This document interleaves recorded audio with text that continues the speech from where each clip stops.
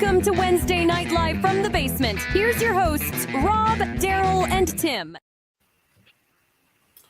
Gentlemen, good evening. How you guys doing? Good evening. Good. How are you guys? Good. Living the dream, I guess. Douglas, good evening. How are you doing? Thanks for joining us. We have as my wife and son are just yelling at each other in the background, my apologies. We do have a guest this evening, but our guest is running late. So if anyone has watched this stream for any period of time, they'll have an idea who that guest could possibly be, because they're always fashionably late because they're in hair and makeup right now. So hopefully our guest will be here shortly. Trevor, how you doing, my friend? Welcome. Happy Wednesday. Anything new and exciting? Oh, here's Grasshopper TV. How you doing, sir? Tokyo Record Style just ended his live stream. Yeah, I saw that. Your Vegas bet is Sam, and your Vegas bet would be correct. But, you know, when you got hair like Sam, I mean, look at Daryl and I. We don't really have to do much in hair and makeup. So Tim just naturally looks good. So, you know. But when you're Sam, you got to get the hair right and the makeup and everything. So you guys having a good week? Everything yeah, not good? too bad. Yeah. Kind of eventful last week, a little bit. Yeah? What happened? Well, I paid a visit to my record store, which I don't do much these days, just because I can't get around to it, and it's expensive. But I found Daryl's honeymoon suite. There it is. There it is. Got lucky. Awesome. And I found a couple you were looking for too, Rob, but I guess you already had. But I already had picked them up. Yeah, John had hooked me up. So. And on a whim, on a total whim, like I totally forgot the box was in town on Friday night. So I'm like, I got free tickets. A buddy won a pair. Well, my buddy bought a ticket and he won a pair. So he took the pair and then said, "Here, I'll just email you my ticket." So I got into the show, and Daryl, I got you a record. Hold on, Super autograph. Hold on. It is Jean-Marc. Jean-Marc. There you go. That'll be good because it's a compilation. It's like a that's all they had there, though. Yeah. Like I didn't have any box records on hand where I could like. No, that's fine. They're surprisingly not hard. They're hard to come by a little bit. Mm-hmm. All right, everybody. Drum roll. The king has entered the building. He's done hair and makeup. He looks handsomer than ever. Americana Sam. Thank you for that intro. How you doing, buddy? I'm good. How are you guys? Good. Doing well. Doing well. We're all taking bets on how many minutes he'd be stuck in hair and makeup. So Who won? I don't know. Somebody. Hopefully it was a lot of money, or hopefully it was, some good pizza. I don't handle the over-unders.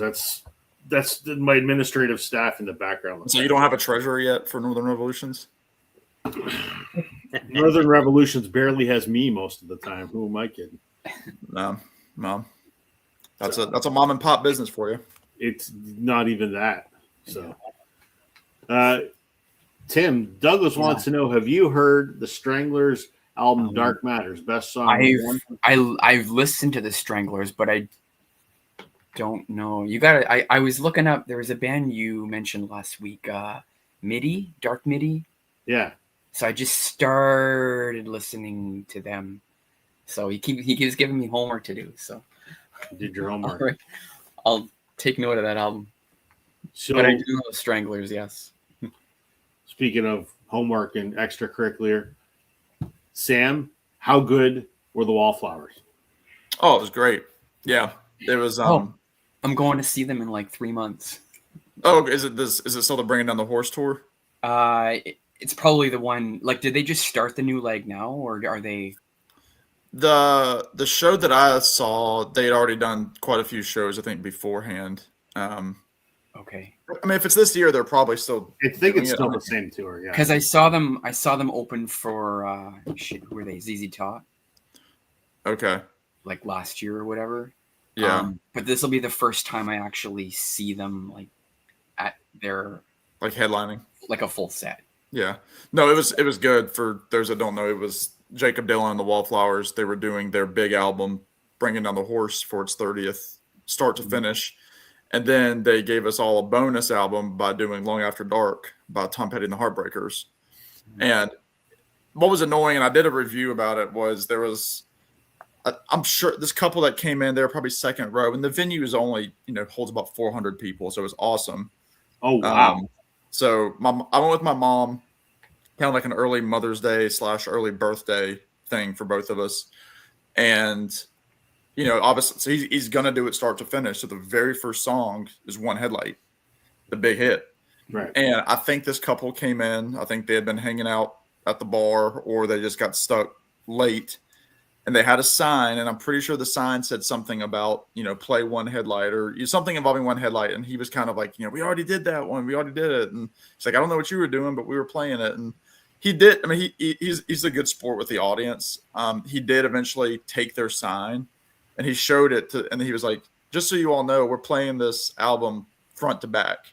He said, so that's how we're doing it. But then he signed the sign for him and handed it to him. So kind of like saying, sorry you were late, but Tim, it sounds like Jacob is revived.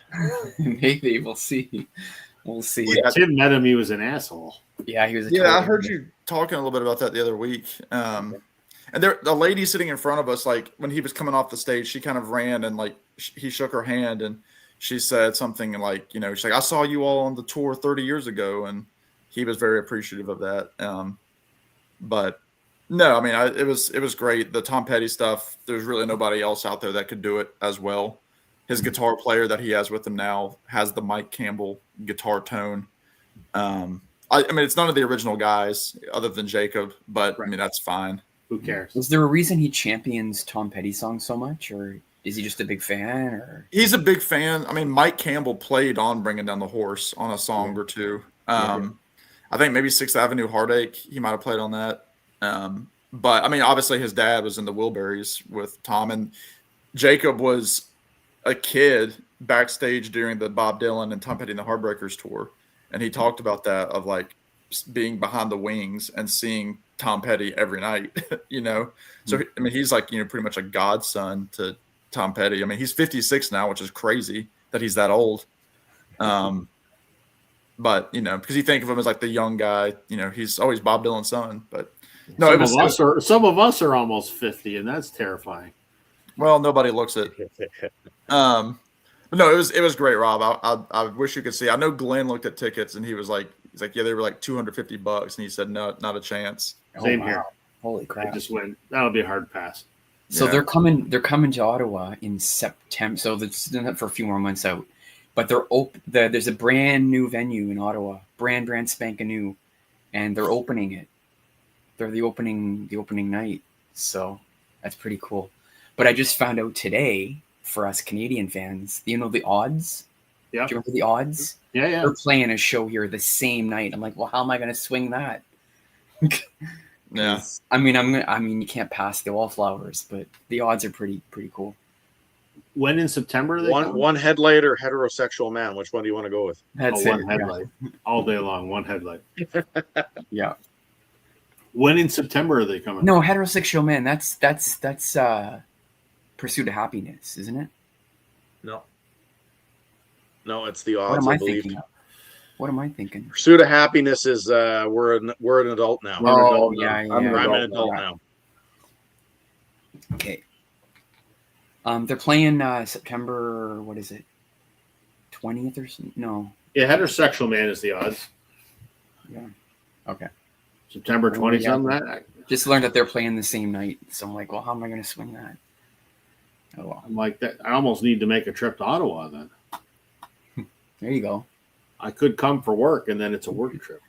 I will say Wallflowers merch was less to be desired. I was really hoping. Oh, okay. Where they missed the boat, what they should have done was have some sort of poster, like kind of like merging Tom Petty colors from that album, which is very red and blue, with the black of the Bringing Down the Horse. They missed something there. I mean, they just had like their standard stuff, and then they had one tour shirt that has like the W with all the stars and the circle, black shirt, yellow, and then the tour dates, and that was what the shirt was.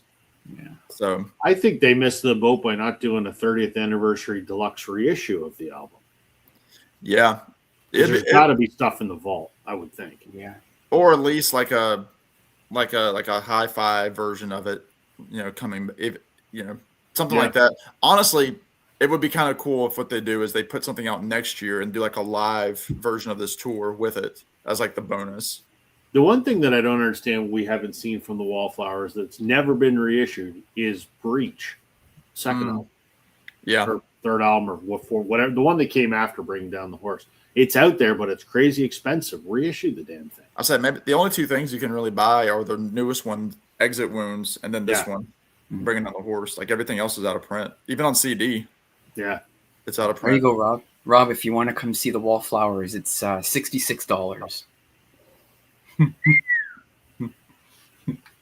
August 20th. Wow. Oh, I'm going to, August 20th, I'm going to probably be in Atlanta for work. Great show. Really don't want to go. Really don't want to go. Oh, well. Atlanta in August?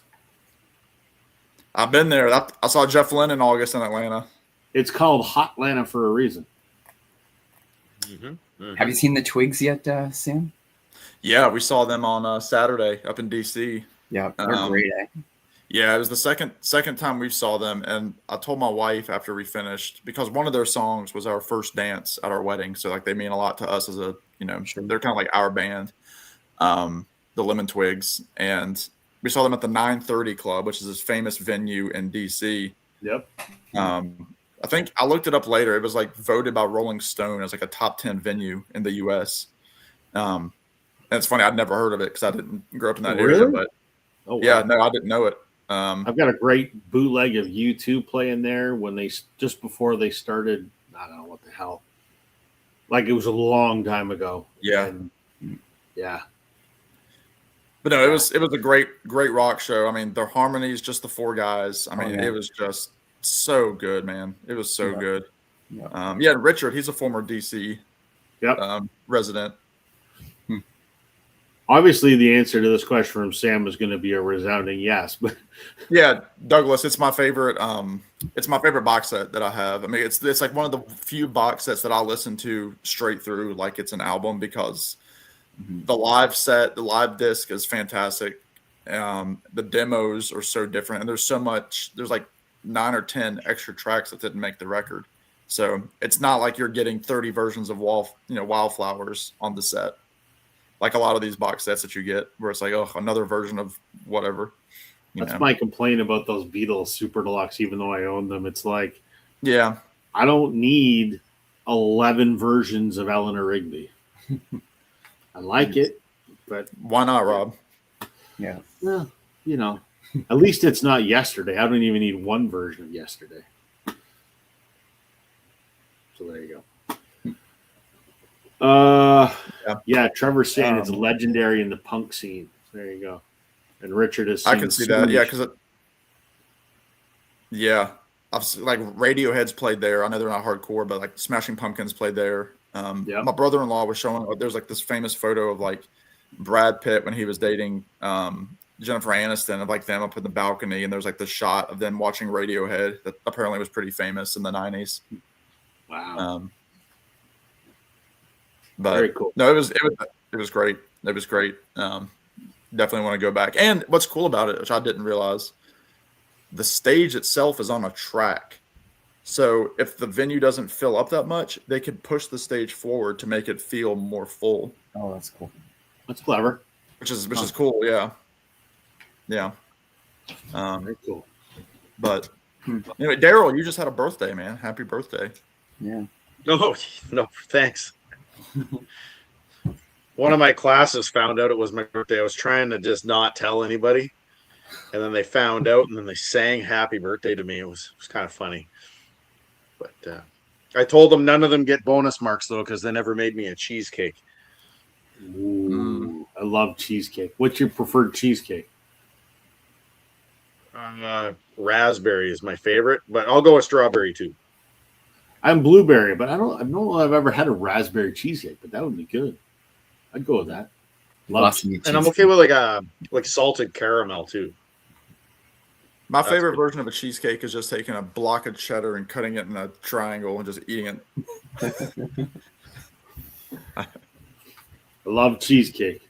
I like to say cheesecake is like pizza or sex. Even when it's bad, it's still pretty good. So that's all I got. Yeah.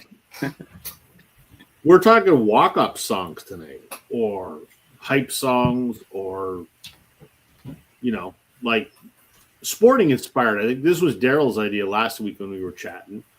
Mm-hmm. And what was the impetus for this, Daryl?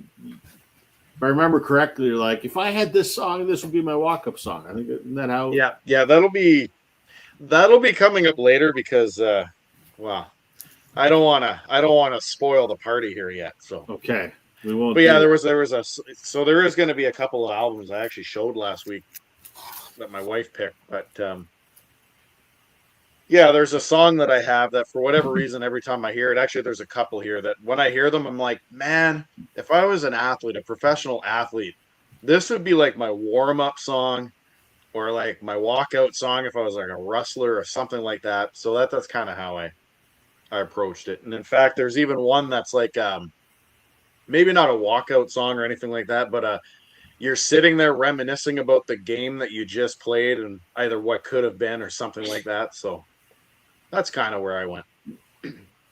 Well, interesting topic, and in honor of it, I being a baseball fan, I think baseball because players have walk-up songs as they're going up to the plate to bat. So I thought in honor of that, I'd wear my American League Championship shirt. Now, before we go any further with this, I don't want to rub salt in the wound, but what did you think of that crappy goal by Tage Thompson last night?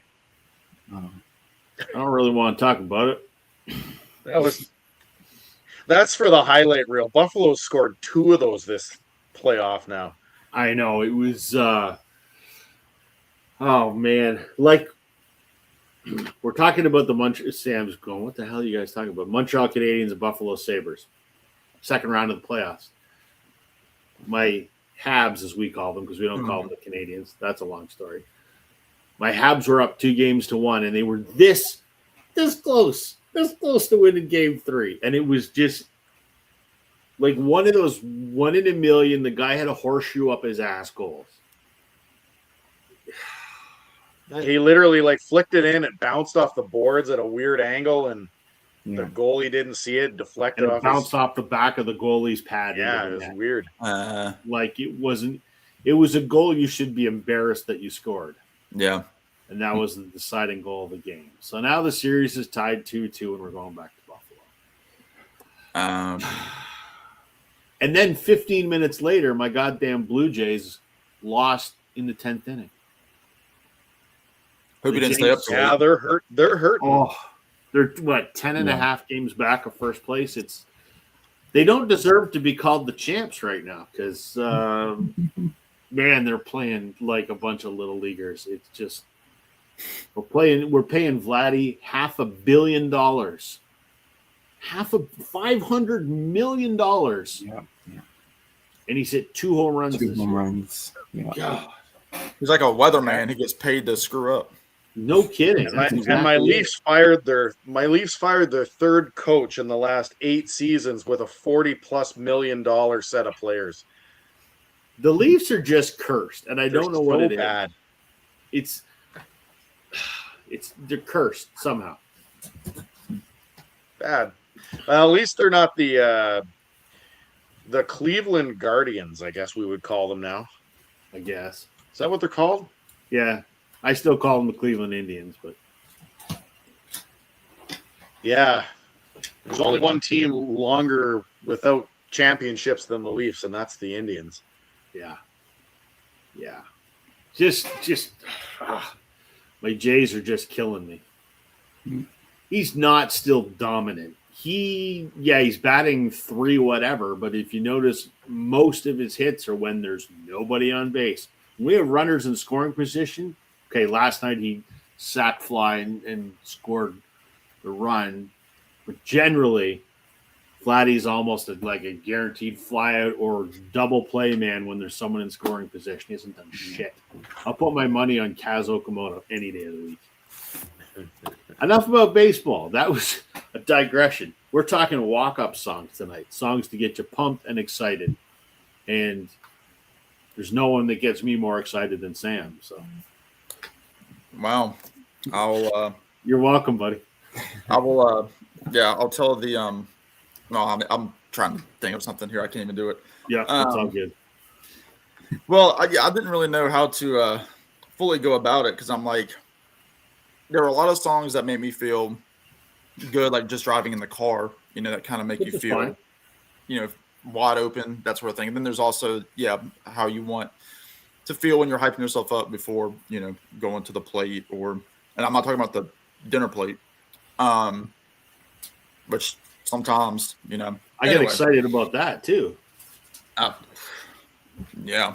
Especially if there's cheesecake That's right. and pizza. So what I went with, and I think this will be a good way for me to start with everything. And I think, Rob, you're probably the only one that would know what this song is. I would think you other guys might. But I'm going to go because of my name, St. John. The first song that I could think of was "The Saints Are Coming" by U2 and Green Day. Yes, sir. Which was a cover. I can't remember who originally did it. But it's like this like punk rock kind of song that shows up on the U2 18 greatest hits. So it was like one of those, you gotta love a greatest hits where they throw in new songs because it makes us collectors throw down $25 to get it. Yep. Guilty. But it's this great song. They did it as like a charity thing for Hurricane Katrina victims. Like the money went to, the Red Cross that were the saints, so to speak, of these displaced people in New Orleans. But it's also the New Orleans Saints, the football team. It was their stadium where everybody. So it's like a 3-in-1 kind of meaning.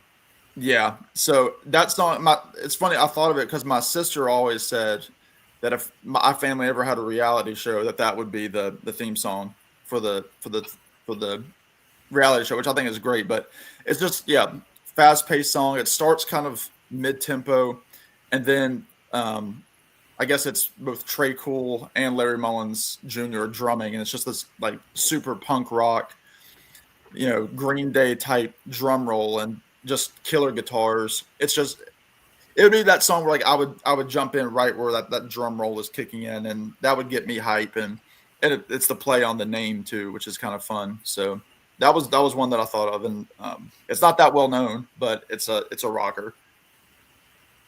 I was looking at my U2 records going, there's got to be a U2 song that works for me. And I didn't come up. I mean, I have it over there on vinyl, but I didn't think of that one. That's a good one. Which they did tease a new song today that said will be potentially on the album. What? U2 teased a song today. I haven't listened to it. I mean, obviously they put out those 2 digital EPs around Easter time. Yeah. But they teased another song, which they're saying is going to be part of this, rock record that they've been teasing for, 4 or 5 years. Was it on like Instagram or what? Yeah, I think I saw on social media. It was like through like Ultimate Classic Rock or one of those pages. Okay. I'll find it. Yeah, it's online. So I had to throw U2 in there for rock and Green Day because you love them both. Yeah, absolutely. That's a good pick, man. Yeah. A few comments here. Fair point. They don't pitch easy to Vladdy. Yeah, you're right. Do we collect sports records? Are there sports records? I don't know. I don't have any. Well, I definitely didn't collect all 30 of the Hackney Diamonds albums. Yeah, that's right. Yeah. I want to get the Blue Jays one though. Me too. Yeah. No desire to listen to it. But And as I talk to my better half, the question arises if you folks have done an episode where you discussed your favorite soundtrack albums. I don't know that we have. Or maybe I think we did on the original show. When back in the Glen days, I think maybe. Mm-hmm. Yeah. We may have. So probably we can 3-4 years revisit ago. that. Yeah. Because, I mean, I will never pass up the opportunity to talk about the soundtrack for Grease 2. So, maybe we should do it. Let's table that one, fellas. In the next few weeks, we'll do soundtracks again. But as for hype songs, there are too many. Yeah, there's a ton. Richard will be back once he finds a new U2 song. There's a bunch of Leaf records. I do have the Blue Jays, OK Blue Jays 45 with the picture sleeve sitting over there. I've shown it a few times. So I do have the Stomp and Tom. I do have the Stomp and Tom album with the Leafs on the front, or what appears to be the Leafs on the front. Yeah, I've got John Fogerty's Center Field, if that counts as a sports album. I suppose it does. Soundtracks are awesome as long as we all agree that Grease 2 is the best one. Yeah, I'm good with that. Street of Dreams. Okay, I'm going to have to check that out, Richard. Thank you. CBC has some hockey records. That doesn't surprise me, I suppose. Okay. Tim. Okay. I'm going to start off with a personal one before we go off into the obvious ones. This one's a personal walk. I always, whenever I'm going to, I'm a big curler. I curl every winter. And whenever I'm doing important games, I always use this song to pump me up on the drive there. And Daryl will know this song really well. I actually go to Glass Tiger and I blast Thin Red Line. I just love the drums. I doom, ba-dum, ba-dum, like that. That's a good song. I actually didn't pull any Glass Tiger. I was gonna go with my song, but I chose to go Glass Tiger free tonight. Yeah. I had to pull. This is my first one, just in case you pulled them first, which I don't know if you were going to pull them, but this is actually just ironically, this is actually one of my personal walk-on songs. That's a really good track. The drums. Look at those good-looking guys. Eh? Oh yeah. Fun fact: Alan Frew was born in Scotland. Yeah, that's right. He's got a heavy Scottish accent. You can just put that thing away. Oh, that looks cool. It is a cool looking record, and I just can't justify it. Yeah. I can't justify having another Glass Tiger copy of that in my. I'd have 3 of them. And the artwork's kind of cool. It shows all the covers of the 45s for the album. That's kind of neat. There's the Japanese one. Damn, you're actually making a good case for me to buy another Glass Tiger. This is when Daryl just quits the show. You should, Daryl. You should. I got the 45 for. Yeah, they're from Newmarket. I believe they're from Newmarket. I would say, memory serves me correct. Which is Toronto nowadays. The best advice for people in the VC is don't listen to other VC members, because we all end up, throwing out our life savings because you should buy this. What's money? I'm not kidding when I say I think there's been 4 days this week where I've woken up in the morning because of the time change with a message from Chris Mann saying he bought a record because of something I said. And I go, Chris, just please tell Liz it's not my fault. Take care of yourself. Yeah. Yeah. That's when he then texts you and says, I haven't eaten a meal in 2 weeks. Can't pay the heating bill because I've been buying drinking that Wells tap water all day. Exactly. Who had Tim mentions Glass Tiger before Daryl on their bingo? You know what, guys? I'm thinking we should do a bingo card episode one of these days of shit that we always do, and let's table this for a discussion too. Maybe we can find a way to make something interesting. Yeah. All right. Yeah. I'll edit that bingo card.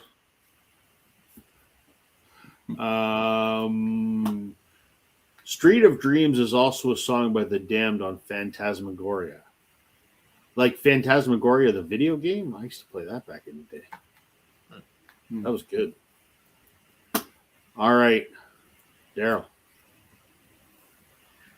Okay, so a couple of honorable mentions that I don't have them, so I'm obviously can't show them. Trying to get Tim, if Tim is able to find it, this one here, if you get it for a decent price, if you find it, Sven Galley, their self-titled album, they have a song, it's the opener, it's called Under the Influence, and it's like this hypnotist guy that kind of is speaking, and then all of a sudden the guitars kick in. It's a pretty kick-ass rocking song. That would be one. And then there was another one. I don't know if you guys remember that band from Canada, Down with Webster. They did a song called Woe Is Me. And there's a line in the song that goes, I'm the S to the H, the I to the T.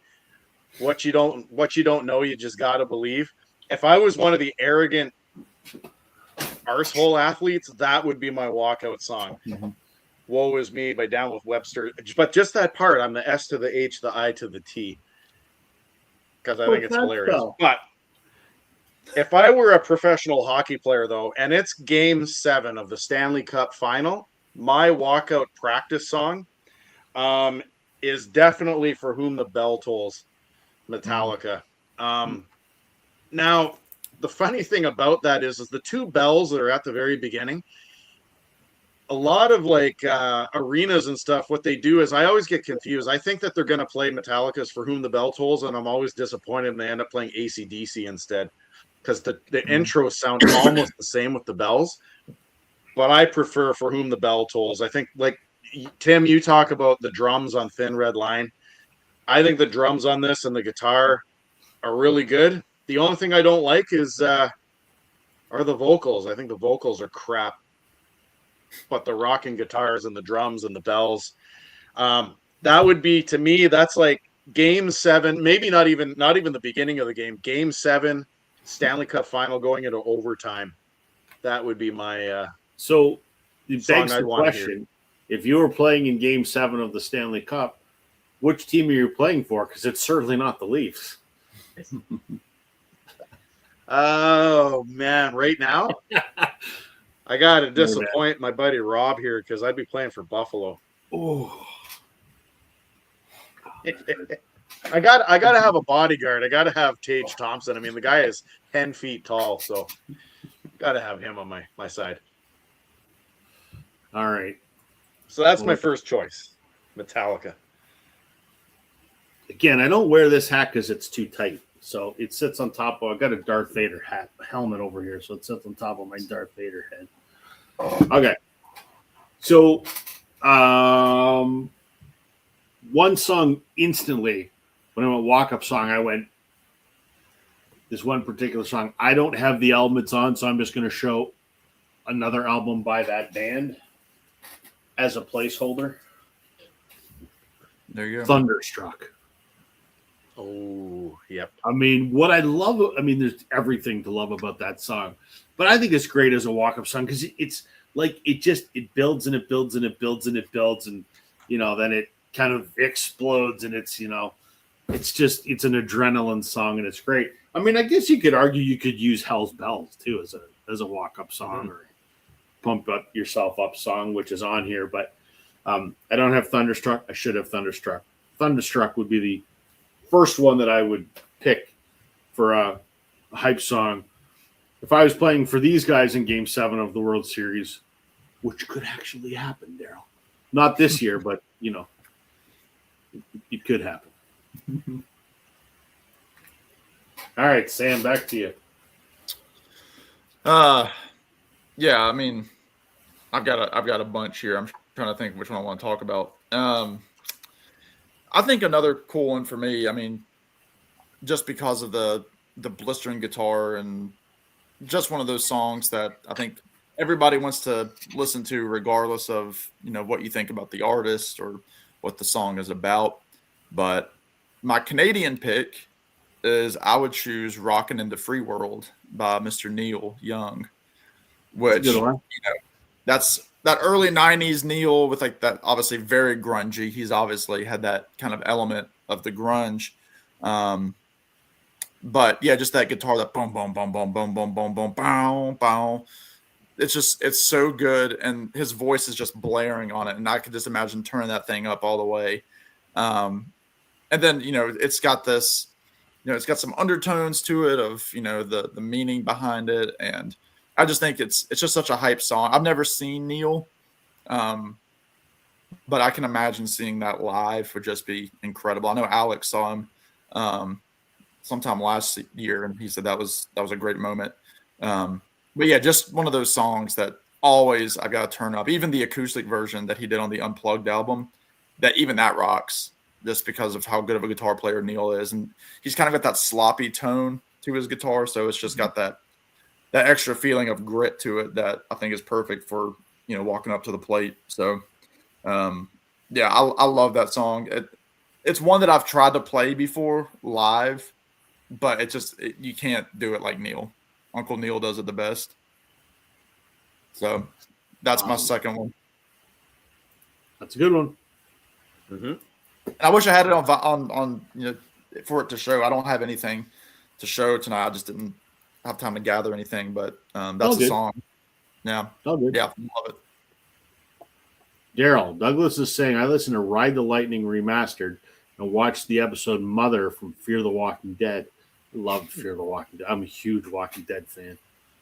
Love that show. And all the spin-offs except for Walking Dead World Beyond, which was absolute shit. Just saying. All right. Back to you, Tim. Okay. This one is going to be another personal one for me that I play a lot to get me going, get me pumped up. I mean, the album is phenomenal anyway. There's already this. I mean, everyone knows this album. But I go to Oh, Sam's going to get excited. Running Down a Dream. I don't know what that is. I almost picked that. Yeah, Running Down a Dream. There's it's more of a walk-off song than a walk-on song. Like, it's kind of like a mic drop song, after Mike Campbell's long solo, guitar solo at the end, where he just plays on and on and on, and it just melts your face off. It's more of a walk-off song. But yeah. Which that was one take, that guitar solo. They just said, Mike, blare it, and he did it. And that's what they faded it out. I think he played another 90 seconds of it. Yeah. Facing the Crowd. I mean, Running Out, but Facing the Crowd is my favorite probably on the album, just in terms of a song. But Running Down a Dream is just, I mean, they even close off the side A with it. Hello, CD listeners. Yeah. So Sam's going to want to know about how that got signed. What? That's signed, so tell Sam the story. Oh, yeah. Oh, was that Mikey? Mikey. Yeah. Yeah, he came to Ottawa last year. Yeah. He was really nice. He was great. Him and Petty to me are 1 and 2 coolest guys ever. Now I know, Rob, you're probably excited for the new record that he's got coming out. Tim, have you listened to Very the new much single? so. Yeah, Well, I heard the single that dropped a few weeks ago. A second one dropped yesterday. Okay, I didn't even know that. Okay, I'll have to check it out.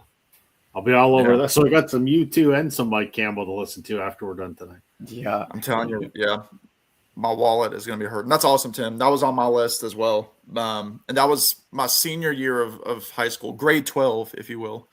That was my kind of, video montage graduation song when we had a formal dinner with my class. And that was the song that I used, was Running Down a Dream, when I was, 18. So it holds a special place for me. Yeah. And thank you for recognizing that us Canadians don't call it senior year. So thank you. No, right. Yeah. I have to speak. I have to speak the Queen's English. I love to you folks. King's English. We have a king. Sorry. Yeah. Excuse me. Remember, he was just in Washington and basically called Trump a fucking idiot to his face.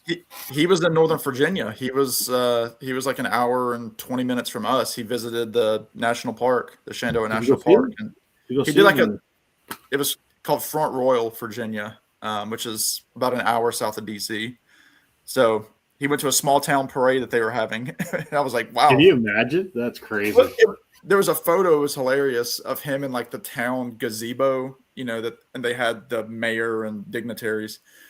And they had like, it was like a kid's birthday party. They had like pizza boxes like in the box, like opened with just, and like, chips and stuff. I'm like, man, I don't know if he loved that or hated it, but so there's a video on YouTube that I absolutely love. I call him Chuck because I think he's a cool ass guy. Chuck's apparently a pretty down to earth dude. There's a video on YouTube of these 3 guys that were out mountain biking in the Highlands of Scotland. Well, the royal family has a estate in Scotland somewhere. Yeah. And these guys are out mountain biking, and one of them has a GoPro on, and it's early in the morning and it's foggy or whatever. And they see this old man walking. They slam on the brakes when they realize it's the king. And they stop and talk to him, and he just chats them up, and they're like, "How you doing, Your Majesty?" He's like, "I'm just out for a walk," and he's talking to these mountain bikers like he was. And I'm just like, "That's friggin' cool." So I don't know how we got off on a royal tangent, but whatever. Because Mike Campbell is royal. There you go. Agreed. No, great pick, Tim. Yeah. Trevor says, I haven't watched The Walking Dead in years. Is Judith driving yet? I would imagine she probably is. It's over now, though. So, Daryl. Okay, well, my next pick, I think, for Trevor and Richard are going to like this one, I think,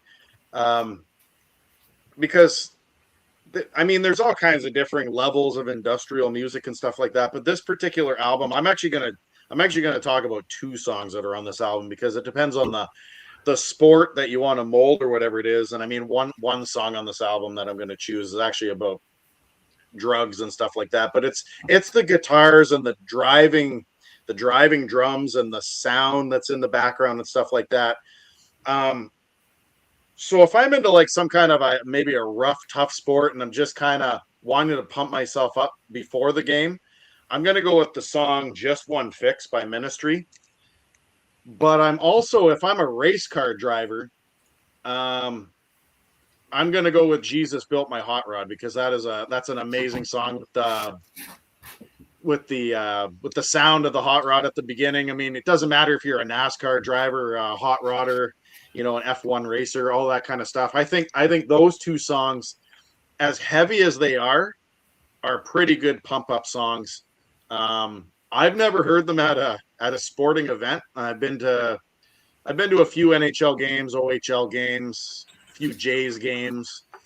I've never heard that played, but I think that it'd be pretty cool to hear Just One Fix with the driving guitars and the drums. And if I'm driving a race car, if I've got the headset on and somebody wants to play Jesus Built My Hot Rod, I think that'd be a great one. Which comes with a pretty cool video that has hot rod stuff in it. So that is my next pick for pump up, walkout, or listening to while I'm getting ready for the game songs. All right. And since you mentioned it, the Jays are losing again, 1-0 in the top of the 7th. Tampa Bay is going to sweep us. That's what's going to happen. God damn. Okay, Richard, buckle up. This is for you, man. Because I've been telling Richard about this album. This is a song that is no one's hype song ever, I don't think. But every time I hear this, it's the guitar at the beginning just gets me going. From the King himself, Burnin' Love. Yeah. Just that song just gets me like pumped up, and I'm like, yeah. It's like Lord Almighty, I feel my temperature rising. It's guy getting all fired up, for whatever. Well, we know what the person's getting fired up for, but you could say that metaphorically, or it's a song. I find it's a good, gets adrenaline going. Richard and I are both big Elvis fans, and this just came out a little while ago. This is from the Baz Luhrmann movie. This is how smart I am. Okay, It's called Epic. And it wasn't until I ordered it and I noticed that it was called Epic, Elvis Presley in concert, that I realized that Epic means Elvis Presley in concert. That's how smart I am. Believe it or not, I graduated university, folks, many years ago. But anyway, sidetrack. This is really good. This is like this is post 68 comeback special, but before fat diamond studded jumpsuit Elvis. It's fantastic. So, Richard, if you haven't bought it, man, just buy it. So, as a hype song for me, Burn a Love by Elvis. And that was a great movie too. I don't know if you saw it. The concert. I still haven't seen it yet, but I need to. Yeah, we saw it in theaters just like on a random night of the week when it was out, and yeah, the sound was just great. Hearing those songs kind of mixed, and Elvis, like the colors were so bright, like the reds and the whites really popped from the jumpsuit in the background. It was great. Cool. This jumpsuit. Yeah. So did they remix it or remaster it or? Yeah. Everything on and there's a few remixes of like a couple of songs, right? There's like some put like together, mashups and whatever, like medleys mashups. or whatever. They my only complaint about this is it doesn't tell you where the performances are from, which I It kind of could be a hybrid of a bunch, the way that Baz Luhrmann does it. It very likely is, but it's still really enjoyable to listen to. So, Yeah. Brian, welcome. Tuning in from Tokyo. I caught the end of your live stream, but I was getting ready for this, so I didn't pop in to say hi, but I caught the end of it. So, friend of the channel, Jason Arsenal. How you doing, man? Jason was too busy to join us tonight, so This is a friend of your channel. I'm sure he's Sure. a friend of yours too. Now. All right. Come on, Jason. Now it's back to Sam. For those just tuning in, Jason and Brian, we're talking hype songs or walk-up songs, or if you're you need to get pumped up because you're playing for the American League champs and you're going up the bat. You need that walk-up song to get 50,000 people excited. Sam's going to tell you what one of those would be. I say more than likely we're getting hyped up because we're in the stands about to eat a hot dog, but it's a different kind of high. Well, because Tim already mentioned one of the Tom Petty picks, I had another Tom Petty song, so I'll talk about that because they're my Glass Tiger, they're my Blue Rodeo. I went with the song "You Wreck Me." Again, fantastic. That opening guitar. It was often the first song of the encore that Tom Petty would play, so it got the fans really moving. From the Wildflowers album, just that opening, that crunch of the guitar, that bow, bow, bow, and then Ferroni hitting those drums, bow. It's just so good. When I saw Mike Tim in 2023, that's what he closed with, was "You Wreck Me," and because I never got to see Petty. Seeing Mike do it was the next best thing, and having Ferroni on Petty. No, I was never. He was always in my area. I was just a little too young. The last time that he was in, it was like for a festival. I was maybe 19, and he was about 2 hours away at a festival. And I said, I'm not going to go to a festival for $200 when I was in school. I couldn't afford it. But "You Wreck Me" is just one of those songs that I always blasted. It's that is a car blasting song for me. And if you don't know it, you probably recognize the guitar chords at least. I mean, they played that one on classic rock radio. I think it's one of the songs that's still on classic rock radio from Petty. But yeah, it doesn't match the rest of Wildflowers. I know some people kind of have an issue with it being on Wildflowers because the rest of that album is so introspective and all this. And I think it was Benmont Tench, the piano player. It was originally called "You Rock Me," and they were like, "Yeah, it's good." And then I'm pretty sure Benmont said, "How about Wreck?" instead, and that completely changes the meaning of the song. And Petty's like, "Yeah, I love it." So that's what they went with. But it's one of Petty's best rockers. and I absolutely adore that song. So having those guitar chords, when I'm going up to push my curling rock, that's what I want. I want to be hyped like Tim. So Yeah, Wallflower is actually my favorite album, I think, of all. you're not I love alone. Rock. Yeah, a lot of Yeah. Came out So the year I good. was born, so I'm like, that's kind of Yeah. fun. Do I have? I have a confession to make. I have it digitally, but I do not own a physical copy of it, and I really need to get one. What I hear, because I mean, they did like a one step, which obviously, take those as you will. The reissue that came out. Oh, there you go. All right, Mike and that Steve. Mike and Steve Ferrone, Yeah. That's a great signature from Steve. I don't think I've ever seen his signature. But no, what I hear is, Rob, for like if you want like the budget friendly version without going, they say that the last, like the 2020 set, the single disc of that, they say is fantastic. That it's not much different than the audiophile version. I don't need the audiophile version, but I don't mind picking up the one with the extra discs and the extra stuff because I love Petty. I just don't. It would be the same. Don't own a physical copy of it. Yeah, that's the version, because you can also get it as a single or with all the rest stuff. Yeah. But they said that's the version to get if you don't have it. Yeah, I should get the all the rest version. I really should. Yeah, because those songs are so good. Because you have like Carl Wilson and Lindsey Buckingham are on a couple of those tracks. Can't God, beat you it. hate. Well, at least it isn't Bob Dylan, thank God. Bingo card. I used your line with a student today in class regarding Bob Dylan because did you really? His music came on my my playlist and not on a playlist, but I was listening to Spotify with the kids while they were cooking, and Bob Dylan came on, and I used that line. What did your kids I used the cheese grater line, and the girl started laughing her ass off. That's fantastic. That's fantastic. Brian saying Wallflowers came out the year you were born. Damn, I'm old. Yeah, I'm old too. Daryl's old. What did you turn, Daryl? Did you just turn 47? Yeah, I'm 47. I'm a year older than you then. So. Want to trade? I'll go back to 47. Oh, jeez. I always laugh when the kids tell me that they feel so old. I'm like, I'll be 15 again. In a heartbeat.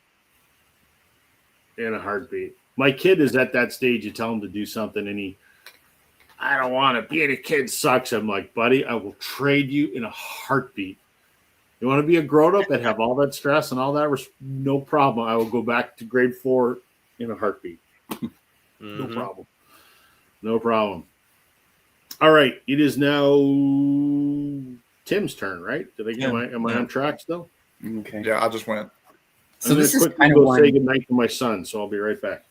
Take it this away, is kind of one for one reason or another is what has been a walk-on song, which I never really thought would be a walk-on song, but because the album is a far cry from anything rockin', and that's the Alan Parsons Project. And for anyone that knows this album, track 1 that leads into Eye in the Sky is Spurs, right? Sirius, yeah, Osiris or Sirius, which is the big one that's played by Chicago Bulls, right? I guess the Bulls, yeah. And for whatever reason, that listening to it, and that kind of is like the way that it progresses, and they add the drums later, and it's just like that loop, that do do do do do do do do do, and then it just builds and builds. Like I get it, but I never would have thought of it being like, I don't know whoever came up with that song as a walk-in, but it's clever. Yeah, you're talking about Sirius? Yeah. Yeah, that was the Chicago Bulls theme. Yeah. And I never, like I was saying, like I would never think of that being a walk-on song, but it works. It really does work. Yeah. But yeah, it's like, I don't know what you guys think about the Alan Parsons Project, but I don't know. They're pretty good. I got like three other albums, I think. Yeah. I've got that Yeah, one. Mine's a little bit beat up. If I ever find a better copy, I'll get it. But Yeah. it's a good album. Like they're really great songwriters. Like really great Yeah. songs.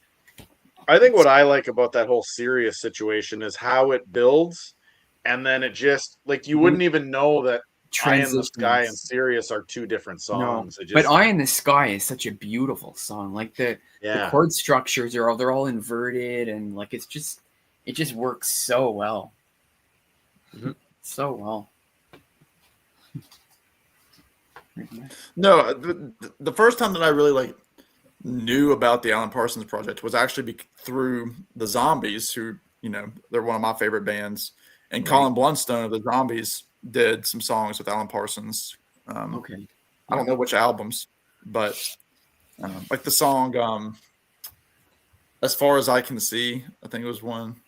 Mm-hmm. Maybe Old and Wise. Yeah, so I mean, I know that they collaborate with everybody, Right. Yeah. What did I miss? but Alan Parsons Project. Yeah. What the Bulls use. I was just Yeah. saying, we were just saying, like, it really, like, you would never think of it as a walk-on song, but it works. It really does. It does. Yep. All right, Daryl. Okay, so Rob, I think you're going to appreciate this one. If you remember the music video to this, you'll get why I've picked this. Okay. It's not a walk-on song. It's not a walkout song. It's kind of like remembering your accomplishment that you just achieved in the game.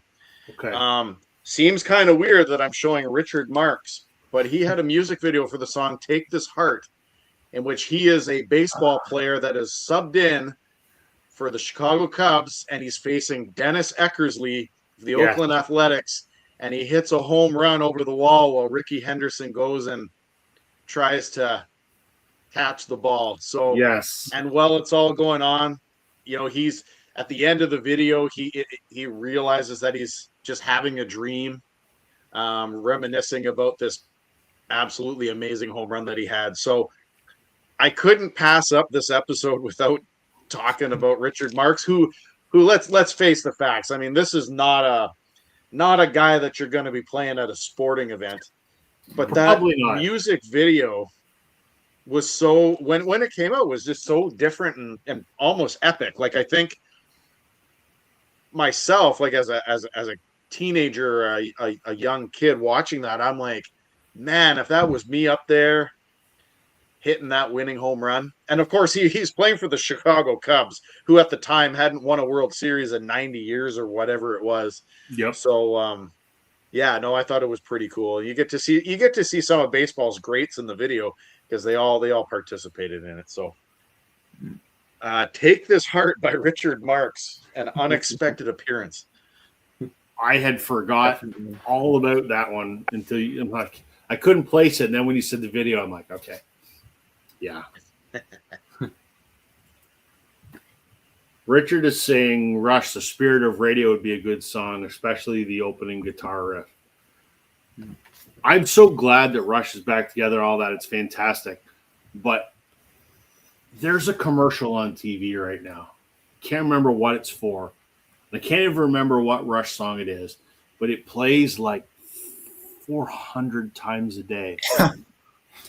And I'm like, oh, I don't want to hear that ever again. I can't remember what the hell it is. I guarantee if I sit down to watch TV, it's going to come on in the first 5 minutes. But good Lord. I like Rush, but Trevor's saying my walk-off song because he's heading to bed is So Tired by Ozzy Osbourne. Sounds like Jeff Lynne produced. Good night, fellas. Good night, Trevor. Thanks for joining us, buddy. Good night. We lost Sam again. I think Sam's having information technology troubles this evening. So we will soldier on, and when he pops back in the studio, we'll add him back in. Okay. My walk-up song next actually contains the word walk. Walk This Way by Aerosmith. Not a huge fan of the Run DMC version, but I understand why that's an important song. But this is just kind of the song. It kind of pumps you up and makes you strut. And that guitar riff is just, you hear the riff and you know what song it is, right? So it's crazy.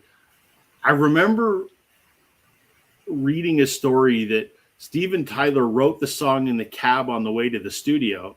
And as he was getting his stuff and getting out of the cab, he had written the lyrics on like a napkin, and he forgot the napkin in the cab, and the cab drove away.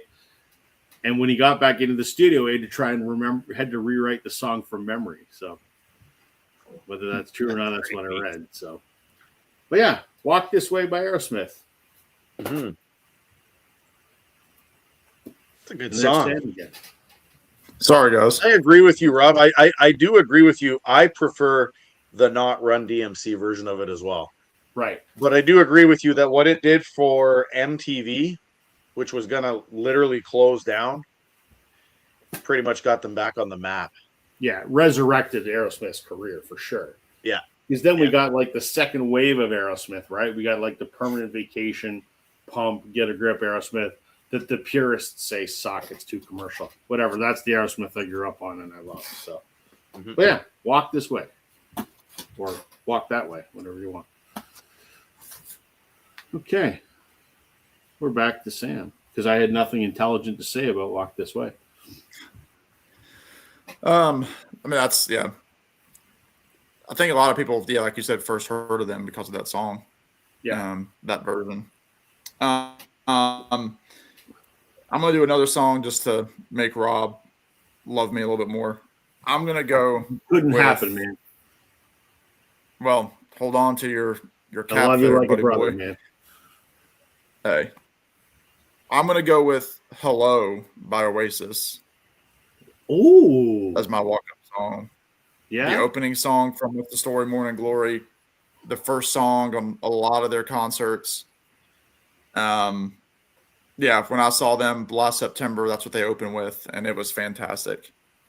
Yeah, it's hard to think of a better opening song, and I'm coming up to the plate or whatever, and you hear the song, Hello playing. It's like, oh, especially that first time walking up during the game would be awesome to be like, here he is, he's saying hello, and you've got, hello, it's good to be back. It's good to be back. And imagine playing that if you were somebody like, a Brett Favre or somebody that retired and then comes back and that song is playing. That's got to feel good. But yeah, I also thought I thought maybe also Rock and Roll Star. I had two Oasis songs, and that was the other one. But I was like, no. Think of that.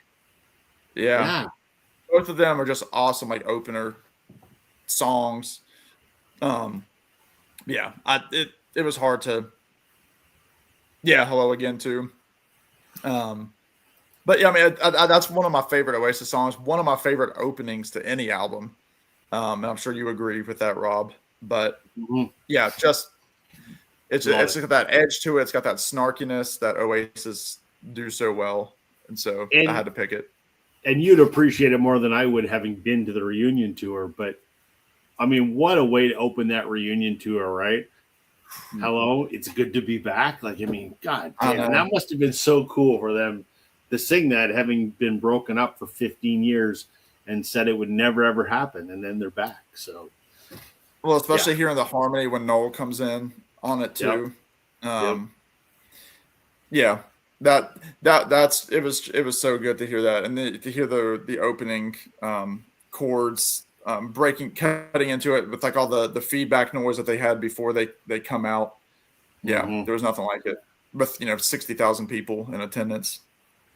I can't wait to see the concert film whenever that's coming out. I don't know when that's coming out, but I think they're teasing 2027, maybe. And I think that's when they're supposed to go on tour again, from the rumors that they're taking this year off, figuring out where they stand, and then I think next year is when they're going to announce them more. I want them to give us something new, so they're not a legacy act.